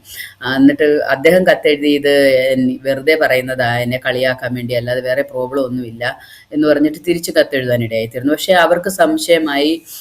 ഇവര് കാരണം അവരുടെ കുടുംബം എന്ന് പറഞ്ഞാലെ കൊണ്ട് ഈ തെയ്യവും അങ്ങനെ ഇതെല്ലാം നടത്തുന്ന ഭയങ്കര ആ ഒരു രീതിയിലുള്ളൊരു കുടുംബമാണ്. ഒരു നായർ തറവാടാണ്. അവിടെ ഇപ്പോഴും അവർ പറയുന്നത് ഈ പുസ്തകം ബൈബിൾ എടുത്ത് അവർ ബ്രെയിൻ വാഷ് ചെയ്ത് ഇവനെ ഇങ്ങനെയാക്കിയാണ്, ഈ പുസ്തകം എടുത്തത് കൊണ്ടാണ് ഇവനിങ്ങനെ ആയിപ്പോയത് എന്നാണ് അവർ പറയുന്നത്. കാരണം അവർ നോക്കുമ്പോൾ അവരുടെ മക്കളെല്ലാം ചേട്ടന്മാരാണെങ്കിലും ചേട്ടൻ്റെ മക്കൾ 2 പേരുണ്ട്. 2 പേരും എൻജിനീയേഴ്സാണ്. ഒരാൾ ദുബൈയിലും ഒരാൾ ബാംഗ്ലൂരും. രണ്ടാമത്തെ ചേട്ടനാണ് ബോംബെ, മൂത്ത ചേട്ടൻ ജനാർദ്ദൻ, രണ്ടാമത്തെ ചേട്ടനാണ് ബോംബെയിലുള്ളത്. പെങ്ങളൊരാൾ ടീച്ചറാണ്, ഇളയ അനിയൻ എൻജിനീയറാണ്. അതിൻ്റെ ഏറ്റവും ഇളയ പെങ്ങൾ ജോലി ചെയ്യുന്നില്ല, ഹസ്ബൻഡ് ബാങ്കിലെ ജോലിക്കാരനാണ്. അവരുടെ മക്കളെല്ലാം എൻജിനീയേഴ്സ്. എല്ലാവരും വെൽ സെറ്റിൽഡ് ആയിട്ടും അവിടെ അങ്ങനെ സാമ്പത്തിക ബുദ്ധിമുട്ടോ രോഗമോ കഷ്ടമോ പ്രയാസമോ അങ്ങനെ ഒന്നും ഉള്ളൊരു കുടുംബമല്ല. അപ്പോൾ അവർ പറയുന്ന ഇവനെന്തോ പ്രോബ്ലം ഉണ്ട്, ഇവർ മതം മാറ്റി, അങ്ങനെയാണ് ഇപ്പോഴും പറയുന്നത്. ചേട്ടനോട് പറഞ്ഞതുപോലെ ഞാനൊരു പെണ്ണിനെ കണ്ടിട്ടുണ്ട് എൻ്റെ വിശ്വാസത്തിലുള്ളത്, അതിന് വിവാഹം കഴിക്കണമെന്ന് പറഞ്ഞപ്പോൾ അവർ പറഞ്ഞു അങ്ങനെ നടക്കത്തില്ല, അങ്ങനെയാണെന്നുണ്ടെങ്കിൽ ആദ്യം അമ്പലത്തിൽ വെച്ച് കല്യാണം കഴിച്ച് വീട്ടിൽ കൊണ്ട് കയറ്റി കഴിഞ്ഞിട്ട് നീ പിന്നെ വേണമെങ്കിൽ എവിടെ വേണമെങ്കിലും കൊണ്ടുവയ്ക്കുക. അദ്ദേഹത്തിന് അങ്ങനെ ചെയ്യാൻ താല്പര്യമില്ല, ദൈവവചന പ്രകാരം ജീവിക്കണമെന്നുള്ളതുകൊണ്ട് വീട്ടിൽ ചെന്നിട്ടും അവർ സമ്മതിച്ചില്ല. അപ്പം ബോംബെയിലെ ജ്യേഷ്ഠൻ സമ്മതിച്ചിട്ടില്ല, വീട്ടിലും. അപ്പം വിവാഹം ഞങ്ങളുടേത് ഒക്ടോബർ 11-ാം തീയതി ഇവരന്ന് നിശ്ചയിക്കാനിടയായി തീർന്നു. എന്നാൽ കുവൈറ്റിലുള്ള അവരുടെ ചർച്ചിലുള്ള സഹോദരന്മാർ വരാൻ വേണ്ടി നാട്ടിൽ പോയിട്ടാണ് ഡേറ്റ് ഒക്ടോബർ 12. അപ്പോൾ ദൈവത്തിൻ്റെ പരിശുദ്ധാത്മാവ് എന്നോട് പറഞ്ഞായിരുന്നു 12-ാം തീയതി നടക്കും, ഒക്ടോബർ നവംബർ ഡിസംബർ നീ പ്രാർത്ഥിക്കണമെന്ന് പറഞ്ഞ്. അതേപോലെ തന്നെ ഒക്ടോബർ 12-ാം തീയതി കുമ്പനാട്ട് IPC ചർച്ച് വെച്ചാണ്, മോൻ ചമ്പാസിൻ്റെ ചർച്ച് വെച്ചാണ് എൻ്റെ വിവാഹം നടക്കുന്നത്.